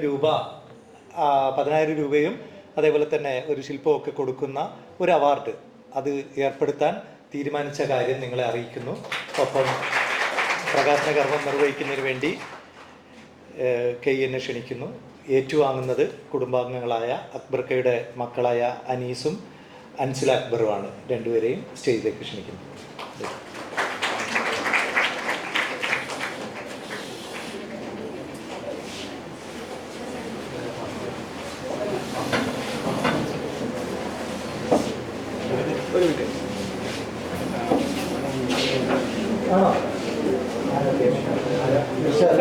ഇർഷാദ് വരി. അല്ല, എനിക്ക് പേരറിയാത്തോണ്ടാ. അല്ല, ഇർഷാദ് വാ, നിങ്ങൾ വാ, പേരറിയാത്തോണ്ടാ. അനീസ്, അതെ, നിങ്ങൾ വരി. അൻസില ഇങ്ങോട്ടേക്കോ, മുമ്പിൽ നിങ്ങളെ രണ്ടുപേരെ അങ്ങോട്ടേ. അല്ല, ആണോ വിളിക്കാം, നിങ്ങൾ വരും. ആണോ? നിങ്ങൾ വരി, പേരറിയാത്തോണ്ടാണ്.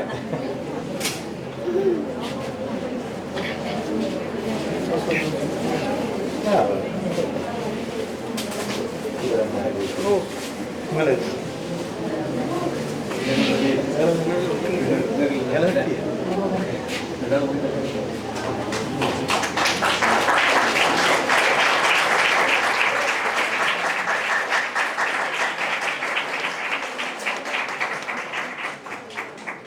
നമ്മുടെ ബഹുമാനിയായ പ്രിൻസിപ്പൾ വളരെ തിരക്ക് പിടിച്ച സമയത്താണ് ഇങ്ങോട്ടേക്ക് കടന്നു വന്നത്. ഭക്ഷണം കഴിച്ചിട്ടില്ല. എനിക്ക് വളരെ സങ്കടമുണ്ട് ടീച്ചറെ ഇങ്ങനെ നിർത്തുന്നതിൽ. ടീച്ചർ അധ്യക്ഷയാണ് നമ്മുടെ. ടീച്ചറെ 2 വാക്ക് സംസാരിക്കുന്നതിന് വേണ്ടി ഞാൻ സ്നേഹപൂർവ്വം ക്ഷണിക്കുന്നു. ഇന്നത്തെ വിശിഷ്ട അതിഥി KN സർ, സ്റ്റേജിൽ വിശിഷ്ടരായ വിശിഷ്ട വ്യക്തിത്വങ്ങൾ, സദസ്സിലിരിക്കുന്നവരും പ്രിയപ്പെട്ട വിദ്യാർത്ഥികളും.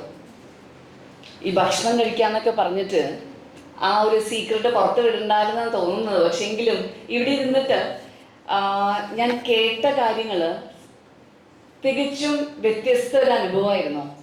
സാധാരണ KN സർ പ്രസംഗിക്കുമ്പോൾ വേറൊരു തലത്തിലാണ് ഞാൻ കേൾക്കാറുള്ളത്. പക്ഷെ ഇന്ന് അദ്ദേഹം നർമ്മം ചാലിച്ച് വളരെ രസത്തിൽ സംസാരിച്ചപ്പോൾ ഞാൻ വിശപ്പ് മറന്നു എന്ന് തന്നെ പറയാം.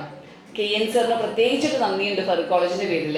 കാര്യം ഇന്ന് വിദ്വാൻ TC മമ്മി സാറിൻ്റെ ഈ ജീവിതവും കൃതികൾ എന്ന് പറഞ്ഞ പുസ്തകം പ്രകാശനം ചെയ്യുന്ന സമയത്ത് തെല്ലും കുറ്റബോധം തോന്നുന്നില്ല, പകരം സന്തോഷമാണ് തോന്നുന്നത്. കാര്യം അമൂല്യമായ രത്നങ്ങൾ വർഷങ്ങൾക്ക് ശേഷമാണ് കണ്ടെടുക്കാറുള്ളത്. അതുകൊണ്ട് തന്നെയാണ് ഇന്ന് കുറ്റബോധം ഇല്ലയെന്ന് ഞാൻ പറയുന്നത്. അത് കുടുംബാംഗങ്ങളെ മുൻനിർത്തിയിട്ട് തന്നെ പറയുന്നു. കാര്യം TC മമ്മി സാറ് ഇവിടെ കോളേജ് ഉണ്ടാകുന്നത് 1948. അടുത്ത വർഷമാണ് അദ്ദേഹം ഇവിടെ ചേരുന്നതും.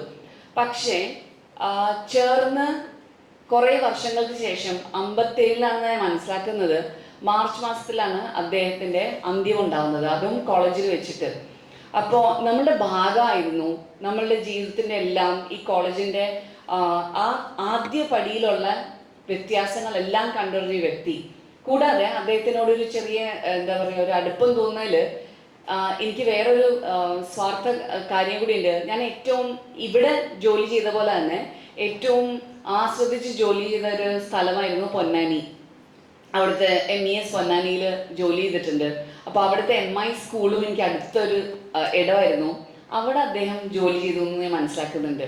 അപ്പോൾ എന്തോ ഒരു അകന്നൊരു ബന്ധു, പക്ഷേ നഷ്ടപ്പെട്ട ഒരു ബന്ധു അദ്ദേഹത്തിന് കിട്ടിയ ഒരു ഫീലായിരുന്നു എനിക്ക് ശരിക്കും പറഞ്ഞാൽ അദ്ദേഹത്തിൻ്റെ മകൻ എൻ്റെ അടുത്ത് വന്നപ്പോൾ. കൂടാതെ 3 വയസ്സുള്ളൊരു കുട്ടി പിന്നീട് വാപ്പയെക്കുറിച്ച് കേൾക്കുന്ന കാര്യങ്ങളിലൂടെ ആ വാപ്പയുടെ ലോകത്തേക്ക് ആഴ്ന്നിറങ്ങാൻ ശ്രമിക്കുന്നത്. കൂടാതെ അദ്ദേഹത്തിൻ്റെ കൂടെ കട്ടയ്ക്കെന്ന് പറയാം, ഇപ്പോഴത്തെ ന്യൂജൻ ഭാഷയിൽ പറയാം, കട്ടയ്ക്ക് നിന്ന് കൂടെ അതിനായിട്ട് എല്ലാ പരിശ്രമവും നടത്തുന്ന നല്ലൊരു കുടുംബം അതിന്ന് പൂർണ്ണതയിലെത്തുകയാണ്.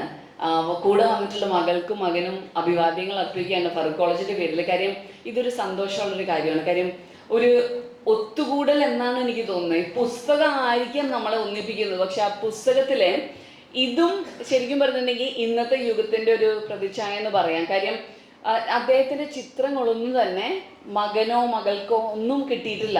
പക്ഷേ ഇവിടുത്തെ രേഖകളിൽ നിന്ന് കണ്ടെടുത്ത ഒരു ബ്ലാക്ക് ആൻഡ് വൈറ്റ് ഫോട്ടോ, അതിനെ AI ജനറേറ്റ് ചെയ്തിട്ടുള്ള യൂത്ത് എന്ന് നിങ്ങൾ വിളിക്കുന്ന ഈ ഒരു ഫോട്ടോയും ശരിക്കും പറഞ്ഞാൽ അന്നത്തെ കാലവും ഇന്നത്തെ ഈ ഒരു യുഗവും തമ്മിൽ ബന്ധിപ്പിക്കുന്ന ഒരു കാര്യമാണ്.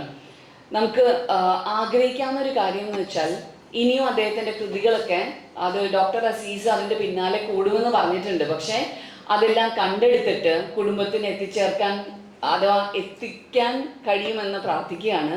കൂടാതെ ഈ ഒരു poetry achievement award, endowment award ഈ കുടുംബം മുന്നോട്ട് വയ്ക്കുമ്പോൾ ശരിക്കും പറഞ്ഞാൽ TC മമ്മി സാറ് എന്താണോ ആഗ്രഹിച്ചത് അതിലേക്ക് നിങ്ങൾ എത്തിച്ചേരുകയാണ് ചെയ്യുന്നത്. കാര്യം അദ്ദേഹം എന്തായാലും വിദ്യാഭ്യാസത്തിൻ്റെ ഭാഗമായിട്ട് ഈ ഒരു കോളേജ് തുടങ്ങുന്ന സമയം തൊട്ട് അതിനായിട്ട് പരിശ്രമിച്ചിട്ടുള്ളൊരു വ്യക്തിയാണ്.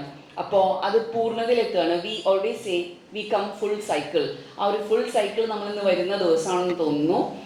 ഫറൂഖ് കോളേജിൻ്റെ പേരിലും ഇവിടുത്തെ ഡിപ്പാർട്ട്മെൻറ്റിൻ്റെ പേരിലും പിന്നെ ഇവിടെ കൂടിയിട്ടുള്ള നമ്മുടെ യൂത്തന്മാർ വിദ്യാർത്ഥികളുടെ പേരിലും ഈ കുടുംബത്തിനും അതേപോലെ ഇതിൻ്റെ എഡിറ്റോറിയൽ വർക്ക് എല്ലാം ചെയ്തിട്ടുള്ള മങ്ങാട് സാറിനും എല്ലാം നന്ദി പറഞ്ഞ് എൻ്റെ വാക്കുകൾ നിർത്തുകയാണ്. ഇത് ഫറൂഖ് കോളേജിൻ്റെ ചരിത്രത്തിൽ, ഡിപ്പാർട്ട്മെൻറ്റിൻ്റെ ചരിത്രത്തിൽ ഒരിക്കലും മറക്കാൻ പറ്റാത്തൊരു ദിവസമായിട്ട് മാറുന്നു എന്ന് ഞാൻ നിങ്ങളെ അറിയിച്ചുകൊണ്ട് സന്തോഷത്തോടെ വളരെ സ്നേഹത്തോടെ നിങ്ങളെ ഫറൂഖ് കോളേജിലേക്ക് ഇനിയും സ്വീകരിക്കാൻ ഞങ്ങൾ തയ്യാറാണെന്നും ഇതിൻ്റെ ഭാഗമായിട്ട് നിങ്ങൾക്ക് എന്നും കൂടാമെന്നും വാക്ക് തന്നുകൊണ്ട് ഞാൻ എൻ്റെ വാക്കുകൾ നിർത്തുകയാണ്. Thank you. ഓക്കെ. അടുത്തതായി നിങ്ങളോട് സംസാരിക്കുന്നതിന് വേണ്ടി നമ്മുടെ രണ്ടുപേരെ ആദരിക്കലാണ് അടുത്ത ചടങ്ങ്. അബ്ദുറഹിമാൻ മാങ്ങാടിനെയും അതേപോലെ അക്ബർ ചാലിശ്ശേരി നമുക്കറിയാം, അദ്ദേഹത്തിൻ്റെ മകനാണ്. അബ്ദുറഹിമാൻ മാങ്ങാടിനെ ആദരിക്കുന്നതിന് വേണ്ടി KEN സ്നേഹപൂർവ്വം ക്ഷണിക്കുന്നു.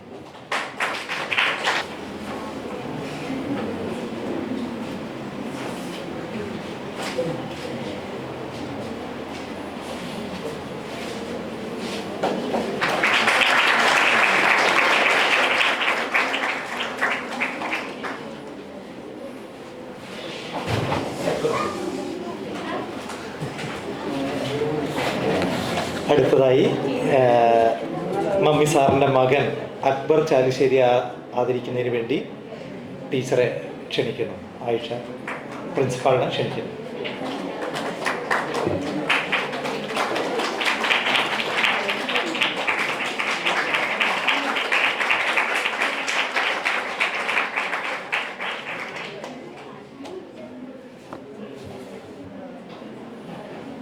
ഓക്കെ, ഈ പരിപാടിയിൽ സംസാരിക്കുന്നതിന് വേണ്ടി SA കുദ്സിയെ സ്നേഹപൂർവ്വം ക്ഷണിക്കുന്നു. കുദ്സിയെ നിങ്ങൾക്ക് പരിചയമുണ്ടാവും. അദ്ദേഹം ധാരാളം കൃതികൾ മലയാളത്തിലേക്ക്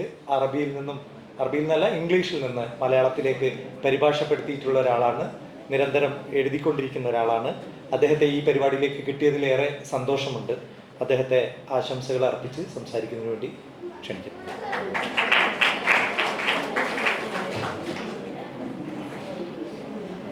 വേദിയിരിക്കുന്ന ബഹുമാനികളെ, എൻ്റെ മുന്നിലിരിക്കുന്ന പ്രിയ മിത്രങ്ങളെ, വിദ്യാർത്ഥികളെ, കുട്ടികളെ, സത്യത്തിൽ ഈ ഒരു പുസ്തക പ്രകാശന ചടങ്ങിൽ സംബന്ധിക്കാൻ നിരന്തരമായിട്ട് എന്നെ വിളിച്ചുകൊണ്ടിരുന്ന എൻ്റെ പ്രിയ സുഹൃത്താണ് അക്ബർ ചാലിശ്ശേരി. പക്ഷേ അപ്പോഴൊന്നും എനിക്ക് ഇവിടെ ഒരു വേദിയിൽ സംസാരിക്കണം എന്നെനിക്കറിയില്ലായിരുന്നു. പക്ഷേ ഇപ്പോൾ നമ്മൾ സംസാരിക്കുന്നത്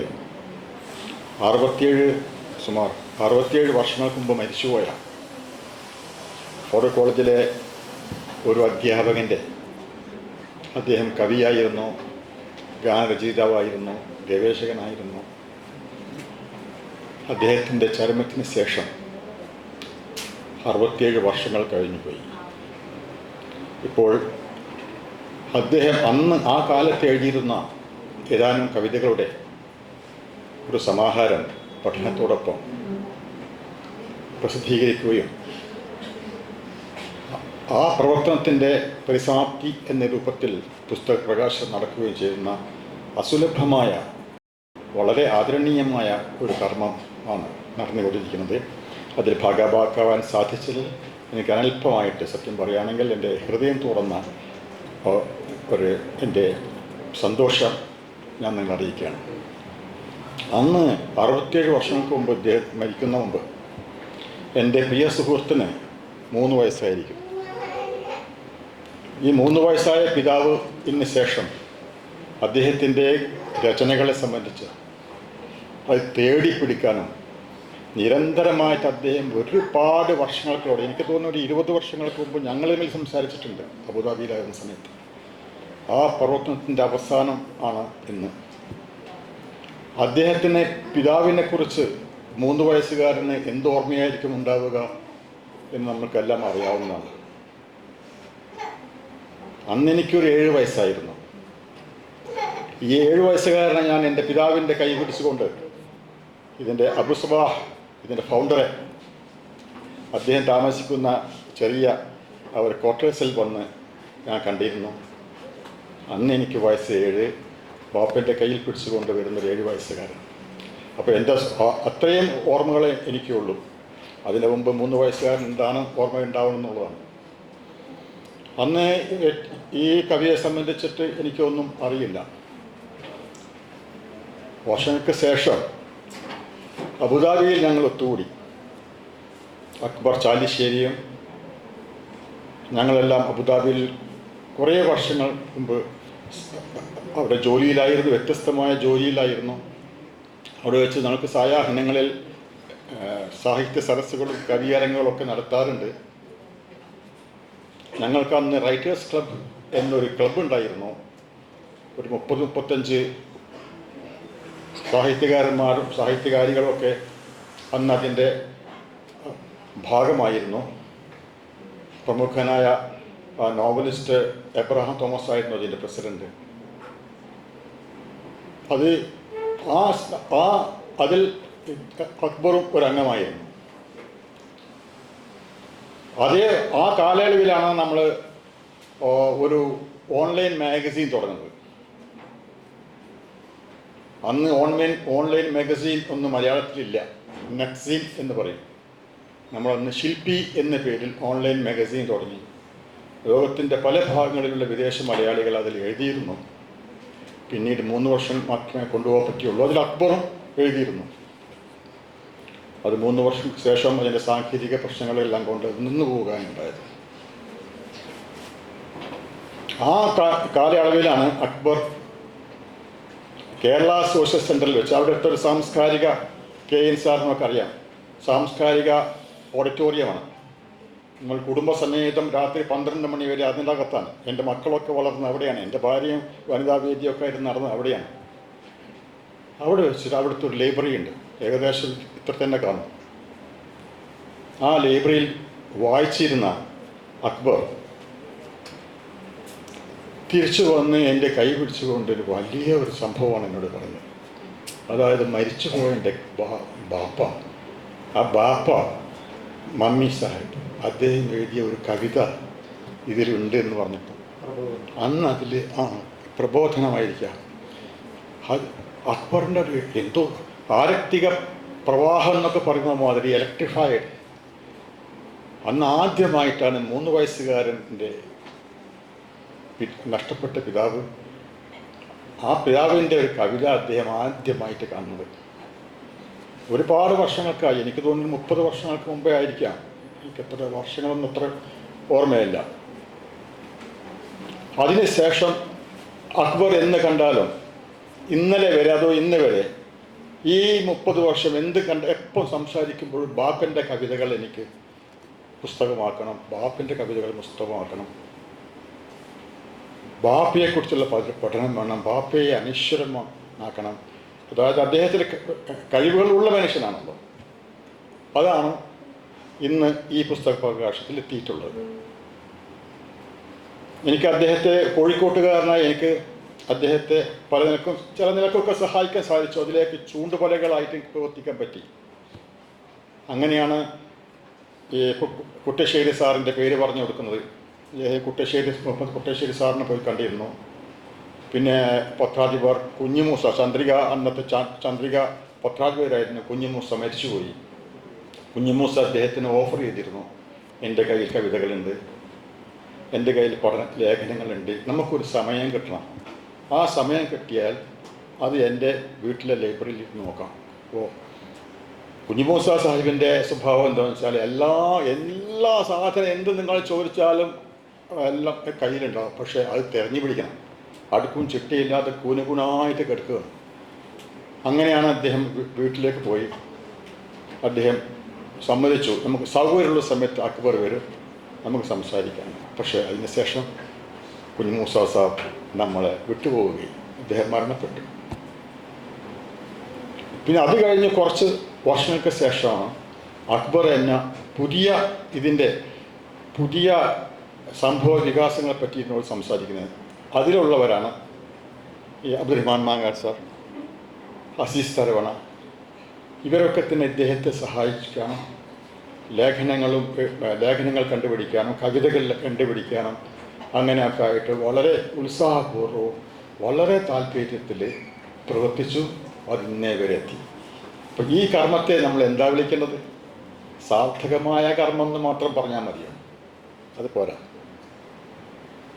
ഒരു പുത്രൻ്റെ ഇത്രയും വർഷങ്ങളെ, എനിക്കറിയുന്ന 30 വർഷം, ഇത്രയും വർഷങ്ങളെ ഈ സഫരിയ ബാപ്പയെ അനശ്വരമാക്കണം, ബാപ്പയുടെ കവിതകൾ തേടിപ്പിടിച്ച് കൊണ്ടുവരണം എന്നുള്ള ഈ ദാഹം, ഒരു പുത്രൻ്റെ ദാഹം നമുക്ക് മനസ്സിലാക്കി തീരൂ.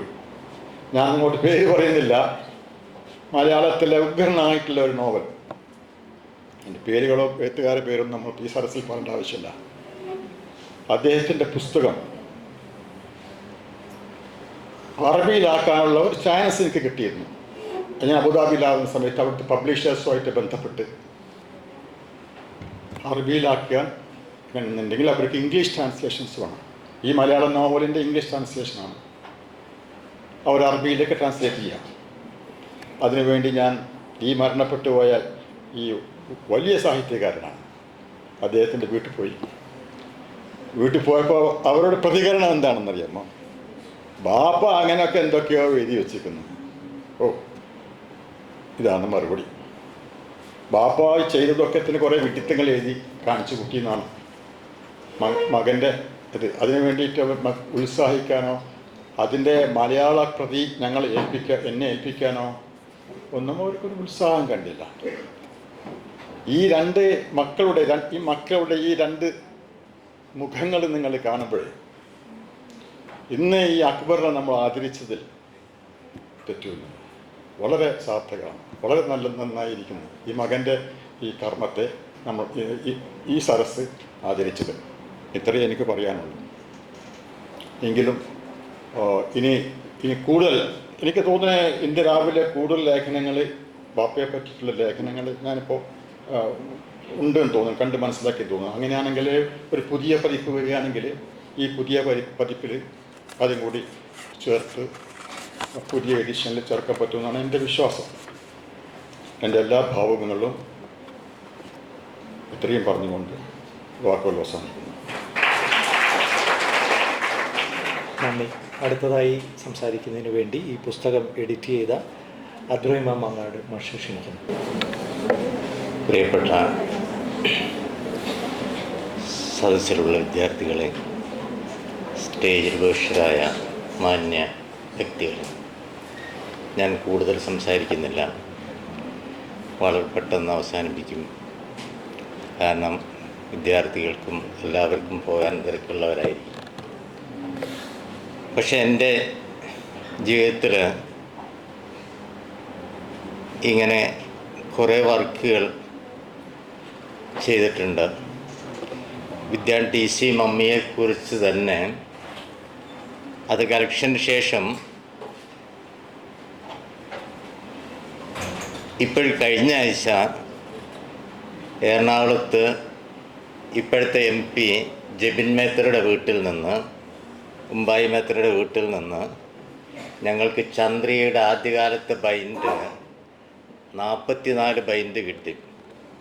32 വർഷത്തെ ചന്ദ്രിക, 50 കാലം ഘട്ടം മുതൽക്കുള്ളത് വീക്കിൽ.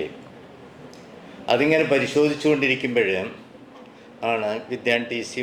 മമ്മിയുടെ 2 കവിതകളും ഫലക്കി മൗലവി അദ്ദേഹത്തെക്കുറിച്ച് എഴുതിയ അതിവിശാലമായ ഒരു അനുസ്മരണക്കുറിപ്പും അദ്ദേഹത്തിൻ്റെ ജീവിതത്തെക്കുറിച്ച് മുഴുവൻ പ്രതിപാദിക്കുന്ന ഒരു അനുസ്മരണക്കുറിപ്പുണ്ടായിരുന്നു.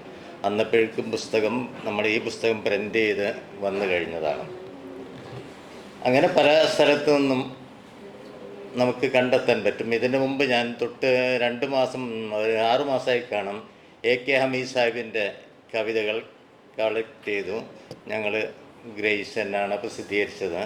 ഇതെൻ്റെ ഒരു ജീവിതത്തിൻ്റെ ഒരു ഭാഗമാണ്. വക്കം മൗലവിയുടെ 906 ഇറങ്ങിയ മുസ്ലിം എന്ന മാസികയുടെ പുതിയ പതിപ്പ് കോഴിക്കോട് യുവത ബുക്സ് ഹൗസ് ഇറക്കിയിട്ടുണ്ട്. ഞാനാണ് എഡിറ്റ് ചെയ്തത്. അടുത്ത 2 ഭാഗങ്ങൾ കൂടി ഈ മാസം തന്നെ വരാൻ പോകുന്നുണ്ട്. അത് 906 പക്ഷേ ഇന്നത്തെ മാസിക പോലെ അല്ല. അതൊന്ന് കാണുകയും പരിശോധിക്കുകയും ചെയ്യുമ്പോഴാണ് അതിൻ്റെ മഹത്വം നമുക്ക് മനസ്സിലാവുന്നത്.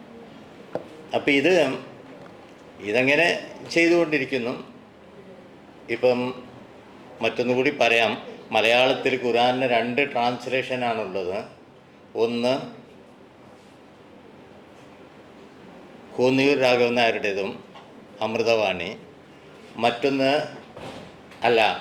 ചുനങ്ങാട് രാഘവൻ നായരുടെ, അതാണ് അമൃതവാണി. മറ്റൊന്ന് കോന്നിയൂർ രാഘവൻ നായരുടെ ദിവ്യദീപ്തി.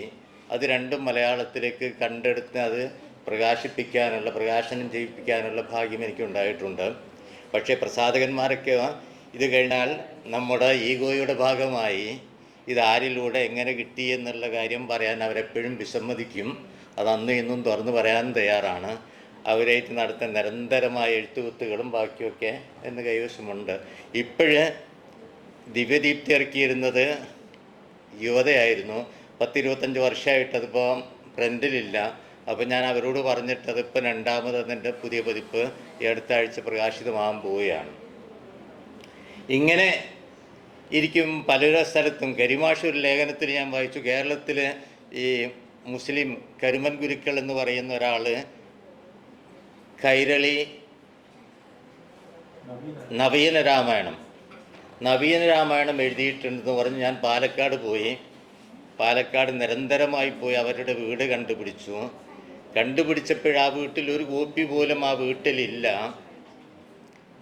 പക്ഷെ അവർ പറഞ്ഞു 6-7 വർഷമായിട്ട് ഈ പാലക്കാട് RSSൻ്റെ കീഴിൽ നടത്തിക്കൊണ്ടിരിക്കുന്ന രാമായണ പാരായണത്തിൽ മാസത്തിൽ ഇതാണ് അവർ നടത്തിക്കൊണ്ടിരിക്കുന്നത്, അവർക്ക് കൊടുത്തു എന്ന് പറഞ്ഞു. അങ്ങനെ അദ്ദേഹത്തിനോട് ഞാനത് കൊണ്ടുവന്ന് ഞങ്ങളത് സ്കാൻ ചെയ്തെടുത്തു.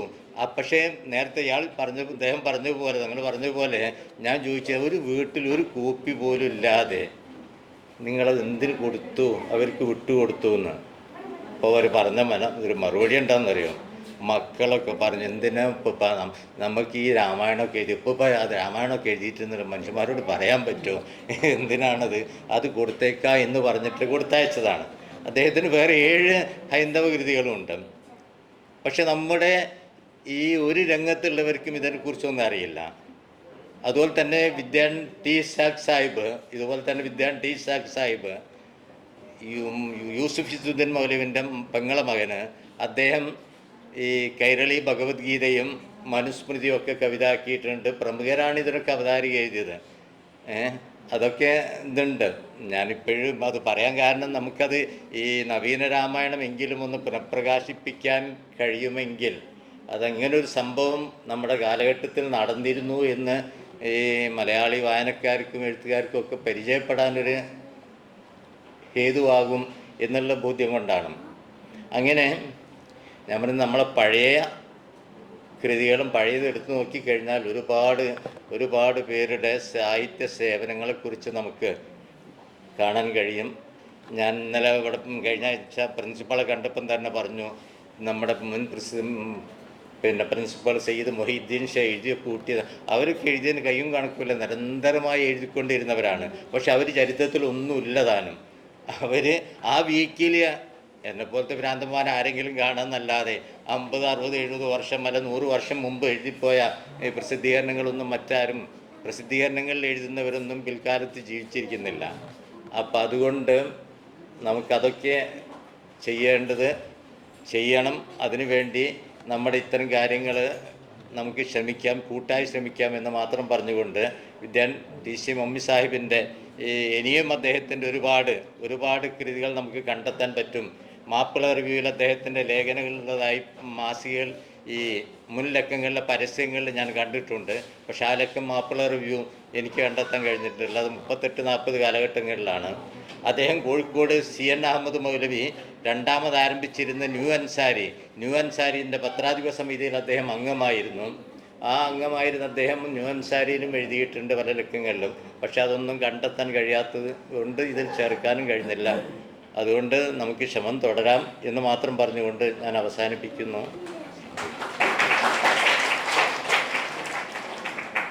അടുത്തതായി 2 വാക്ക് സംസാരിക്കുന്നതിന് വേണ്ടി മലയാള വിഭാഗം അധ്യാപകൻ മൻസൂർ അലി സാറെ ക്ഷണിക്കുന്നു.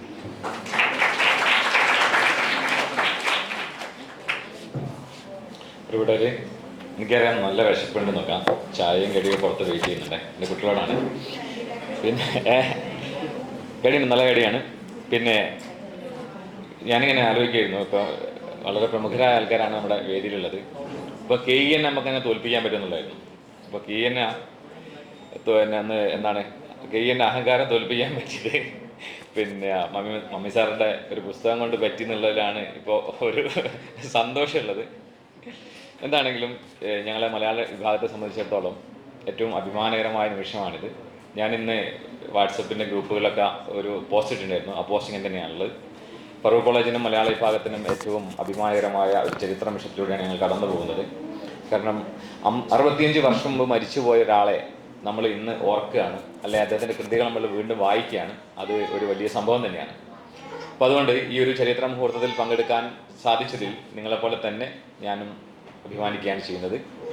ഞാൻ നീട്ടുന്നില്ല, എൻ്റെ പ്രിയപ്പെട്ട എല്ലാവർക്കും അഭിവാദ്യം അർപ്പിച്ചുകൊണ്ട് നിർത്തുന്നു.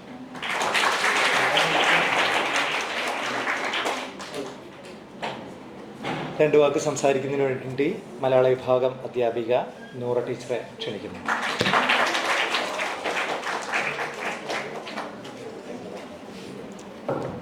വേദിയിലും സദസ്സിലും ഒക്കെയുള്ള പ്രിയപ്പെട്ടവരെ, കൂടുതലായിട്ട് സംസാരിക്കുന്നില്ല. പക്ഷേ ഇവിടെ നടന്ന ഈ പരിപാടിയുടെ ആകത്തുക കുട്ടികൾക്ക് വേണ്ടിയിട്ടാണ് പറയുന്നത്. രണ്ട് കാര്യങ്ങളാണ്. ഒന്ന്, ഫറൂഖ് കോളേജിലെ മലയാള വിഭാഗത്തിലെ ഒരു അധ്യാപകനെ നമ്മൾ കോളേജ് വീണ്ടും ഓർമ്മിക്കുക എന്നുള്ളതാണ്.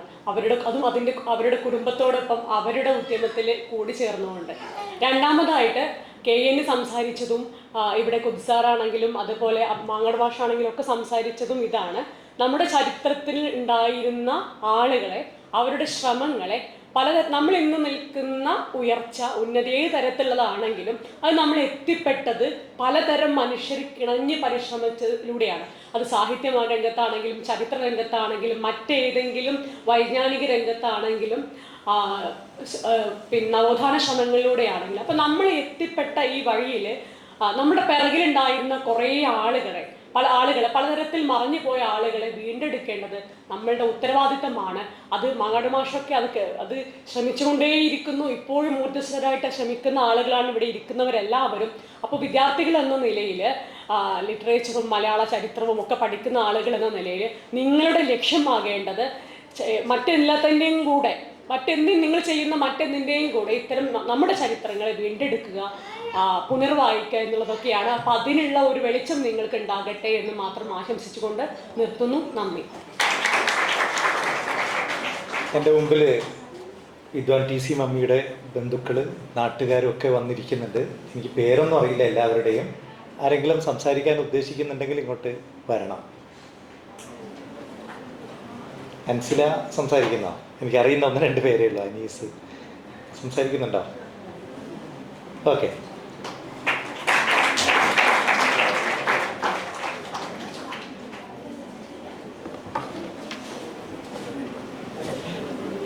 ഈ അവസരം എല്ലാവരോടും നന്ദി പറയാനുള്ളൊരു അവസരമായിട്ട് കൂട്ടുന്നു. പിന്നെ ഉപ്പാടെ, അതായത് അക്ബർ TC ചാലിശ്ശേരിയുടെ എഫേർട്സിനൊരു ഔട്ട്കം കിട്ടി. അതാണ് വലിയൊരു സന്തോഷം. പിന്നെ ഇത്രയും ആളുകളുടെ ഇടയിൽ വെച്ച് നമുക്ക് ഇത് സ്വീകരിക്കാൻ കഴിഞ്ഞതും വളരെയധികം സന്തോഷമുള്ളൊരു കാര്യമാണ്. നന്ദി. ഓക്കെ. ഞാൻ ഇത്ര നേരവും കാത്തിരുന്നൊരു പ്രസംഗമാണ്, പക്ഷെ നന്ദിയാണ് അക്ബർ ചാലിശ്ശേരി. അദ്ദേഹം ഈ പുസ്തകത്തിൽ എഴുതിയ മനോഹരമായൊരു കുറിപ്പുണ്ട്. എനിക്ക് തോന്നുന്നത് ഈ പുസ്തകത്തെ ഏറ്റവും സമ്പന്നമാക്കുന്ന ഒരു കുറിപ്പ് മകൻ്റേത് തന്നെയാണ്. ഉപ്പയെക്കുറിച്ച് നേരത്തെ SA കുദ്സി ചില കാര്യങ്ങൾ സൂചിപ്പിച്ചു. ആദ്യമായി മലബാറിലെ മാപ്പിളമാർ എന്ന കവിത പ്രബോധന വീക്കിലിയിൽ കണ്ട ആ നിമിഷത്തെക്കുറിച്ച് എന്നോട് ഒന്നിലേറെ തവണ അക്ബർ സാഹിബ് അത് സൂചിപ്പിച്ചിട്ടുണ്ട്. അതൊരു വല്ലാത്ത നിമിഷമാണ്. അതുപോലെ തന്നെ ഒരു ഫോട്ടോ മാത്രമേ കിട്ടിയിട്ടുള്ളൂ. ഇതാണ് ഫോട്ടോ. പക്ഷേ നമ്മുടെ ഡിപ്പാർട്ട്മെൻറ്റിൽ നമ്മൾ കുറച്ചും കൂടെ അത് മോഡിഫൈ ചെയ്തൊരു ഫോട്ടോ ആണ് വെച്ചത്. അപ്പോൾ ഈ ഒരൊറ്റ ഫോട്ടോവും അദ്ദേഹം കണ്ടൊരു സന്ദർഭം എന്നോട് പറഞ്ഞിട്ടുണ്ട്. 3-ാം വയസ്സിൽ ഉപ്പ മരിച്ചു പോയിട്ടുണ്ട്. പക്ഷേ വർഷങ്ങൾക്ക് ശേഷം V. മുഹമ്മദ് സാഹിബ്, ഇവിടുത്തെ പ്രിൻസിപ്പാളായിരുന്ന അദ്ദേഹം, ആ ഒരു വാർഷിക പതിപ്പ് അയച്ചു കൊടുത്തപ്പോൾ അതിൽ ഫോട്ടോ കണ്ടതിനെക്കുറിച്ച് പറയുന്നുണ്ട്.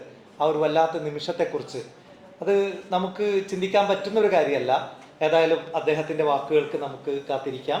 അദ്ദേഹത്തിൻ്റെ നന്ദി പ്രകാശനത്തിന് ശേഷം പുറത്ത് ചായ ഉണ്ട്, അത് കഴിച്ചിട്ട് എല്ലാവരും പോകാം. ഓക്കെ.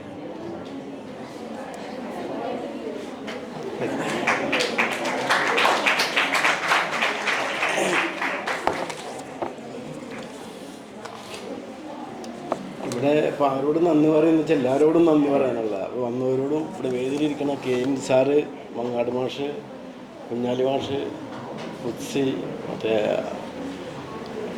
മൻസൂർ അലി സാറ്, പ്രത്യേകിച്ച് നമ്മുടെ മലയാളം വിഭാഗം ഹെഡ് അസീസ് സാറ്, എല്ലാവരോടും പ്രത്യേകിച്ച് നന്ദി പറഞ്ഞു. പിന്നെ ആദ്യം ഈ ഫറൂഖ് കോളേജിനോട് ഒരു പ്രത്യേകമായിട്ട് ഞാൻ നന്ദി പറയുന്നു, പ്രിൻസിപ്പൽ. അതുപോലെ ഇങ്ങനെ ഒരു വേദി ഒരുക്കി തന്ന ഫറൂഖ് കോളേജിനോട്, പ്രിൻസിപ്പലിനോട്, അവർക്കും അധ്യാപകർക്കും വിദ്യാർത്ഥികൾക്കും ഇവിടെ എത്തിച്ചേർന്ന മറ്റെല്ലാവർക്കും എൻ്റെ ഹൃദയം നിറഞ്ഞ നന്ദി അറിയിക്കുന്നു. പിന്നെ ഈ പുസ്തകത്തിൻ്റെ പ്രകാശനം ഒരു വിജയമാക്കി മാറ്റിയ Malayalam department head Abdul Azeez sir, doctor Mansoor Ali sir, Noora madam എന്നിവർക്ക് ഞാൻ പ്രത്യേകം നന്ദി അറിയിക്കുന്നു. പിന്നെ ഇതിൻ്റെ 7 പതിറ്റാണ്ടുകൾക്ക് മുമ്പ് ഉപ്പ എഴുതിയ കവിതകൾ വീണ്ടും വെളിച്ചം കാണാൻ സാഹചര്യം ഒരുക്കി തന്ന അബ്ദുറഹ്മാൻ മങ്ങാട് സാറ് മാഷിനോട് പ്രത്യേകം നന്ദി അറിയിക്കുന്നു. പിന്നെ എനിക്ക് പറയാനുള്ളത് യുവ എഴുത്തുകാരനായ മാപ്പിള സാഹിത്യത്തിൽ ഗവേഷണം ചെയ്യുന്ന ഷമീർ കരിപ്പൂർ, അദ്ദേഹത്തോട് എനിക്ക് പ്രത്യേക കടപ്പാടും നന്ദിയുണ്ട്. അദ്ദേഹം ചെയ്ത സഹായ സഹകരണത്തിന് ഞാൻ ഈ സന്ദർഭത്തിൽ പ്രത്യേകം നന്ദി അറിയിക്കുന്നു. പിന്നെ ഈ പുസ്തകത്തിൻ്റെ പ്രസിദ്ധീകരണത്തിന് സഹായിച്ച ഗ്രേസ് ബുക്സിൻ്റെ പ്രവർത്തകർക്കും പ്രത്യേകം നന്ദി പറയുന്നു. പിന്നെ വീണ്ടും ഫറൂഖ് കോളേജിനും പ്രവർത്തകർക്കും ഇവിടെ എത്തിച്ചേർന്ന സഹകരിച്ച ഇവിടെ എല്ലാവർക്കും വീണ്ടും നന്ദി പറഞ്ഞുകൊണ്ട് ഞാൻ ചെറിയ വാക്കുകൾ അവസാനിപ്പിക്കുന്നു. നന്ദി.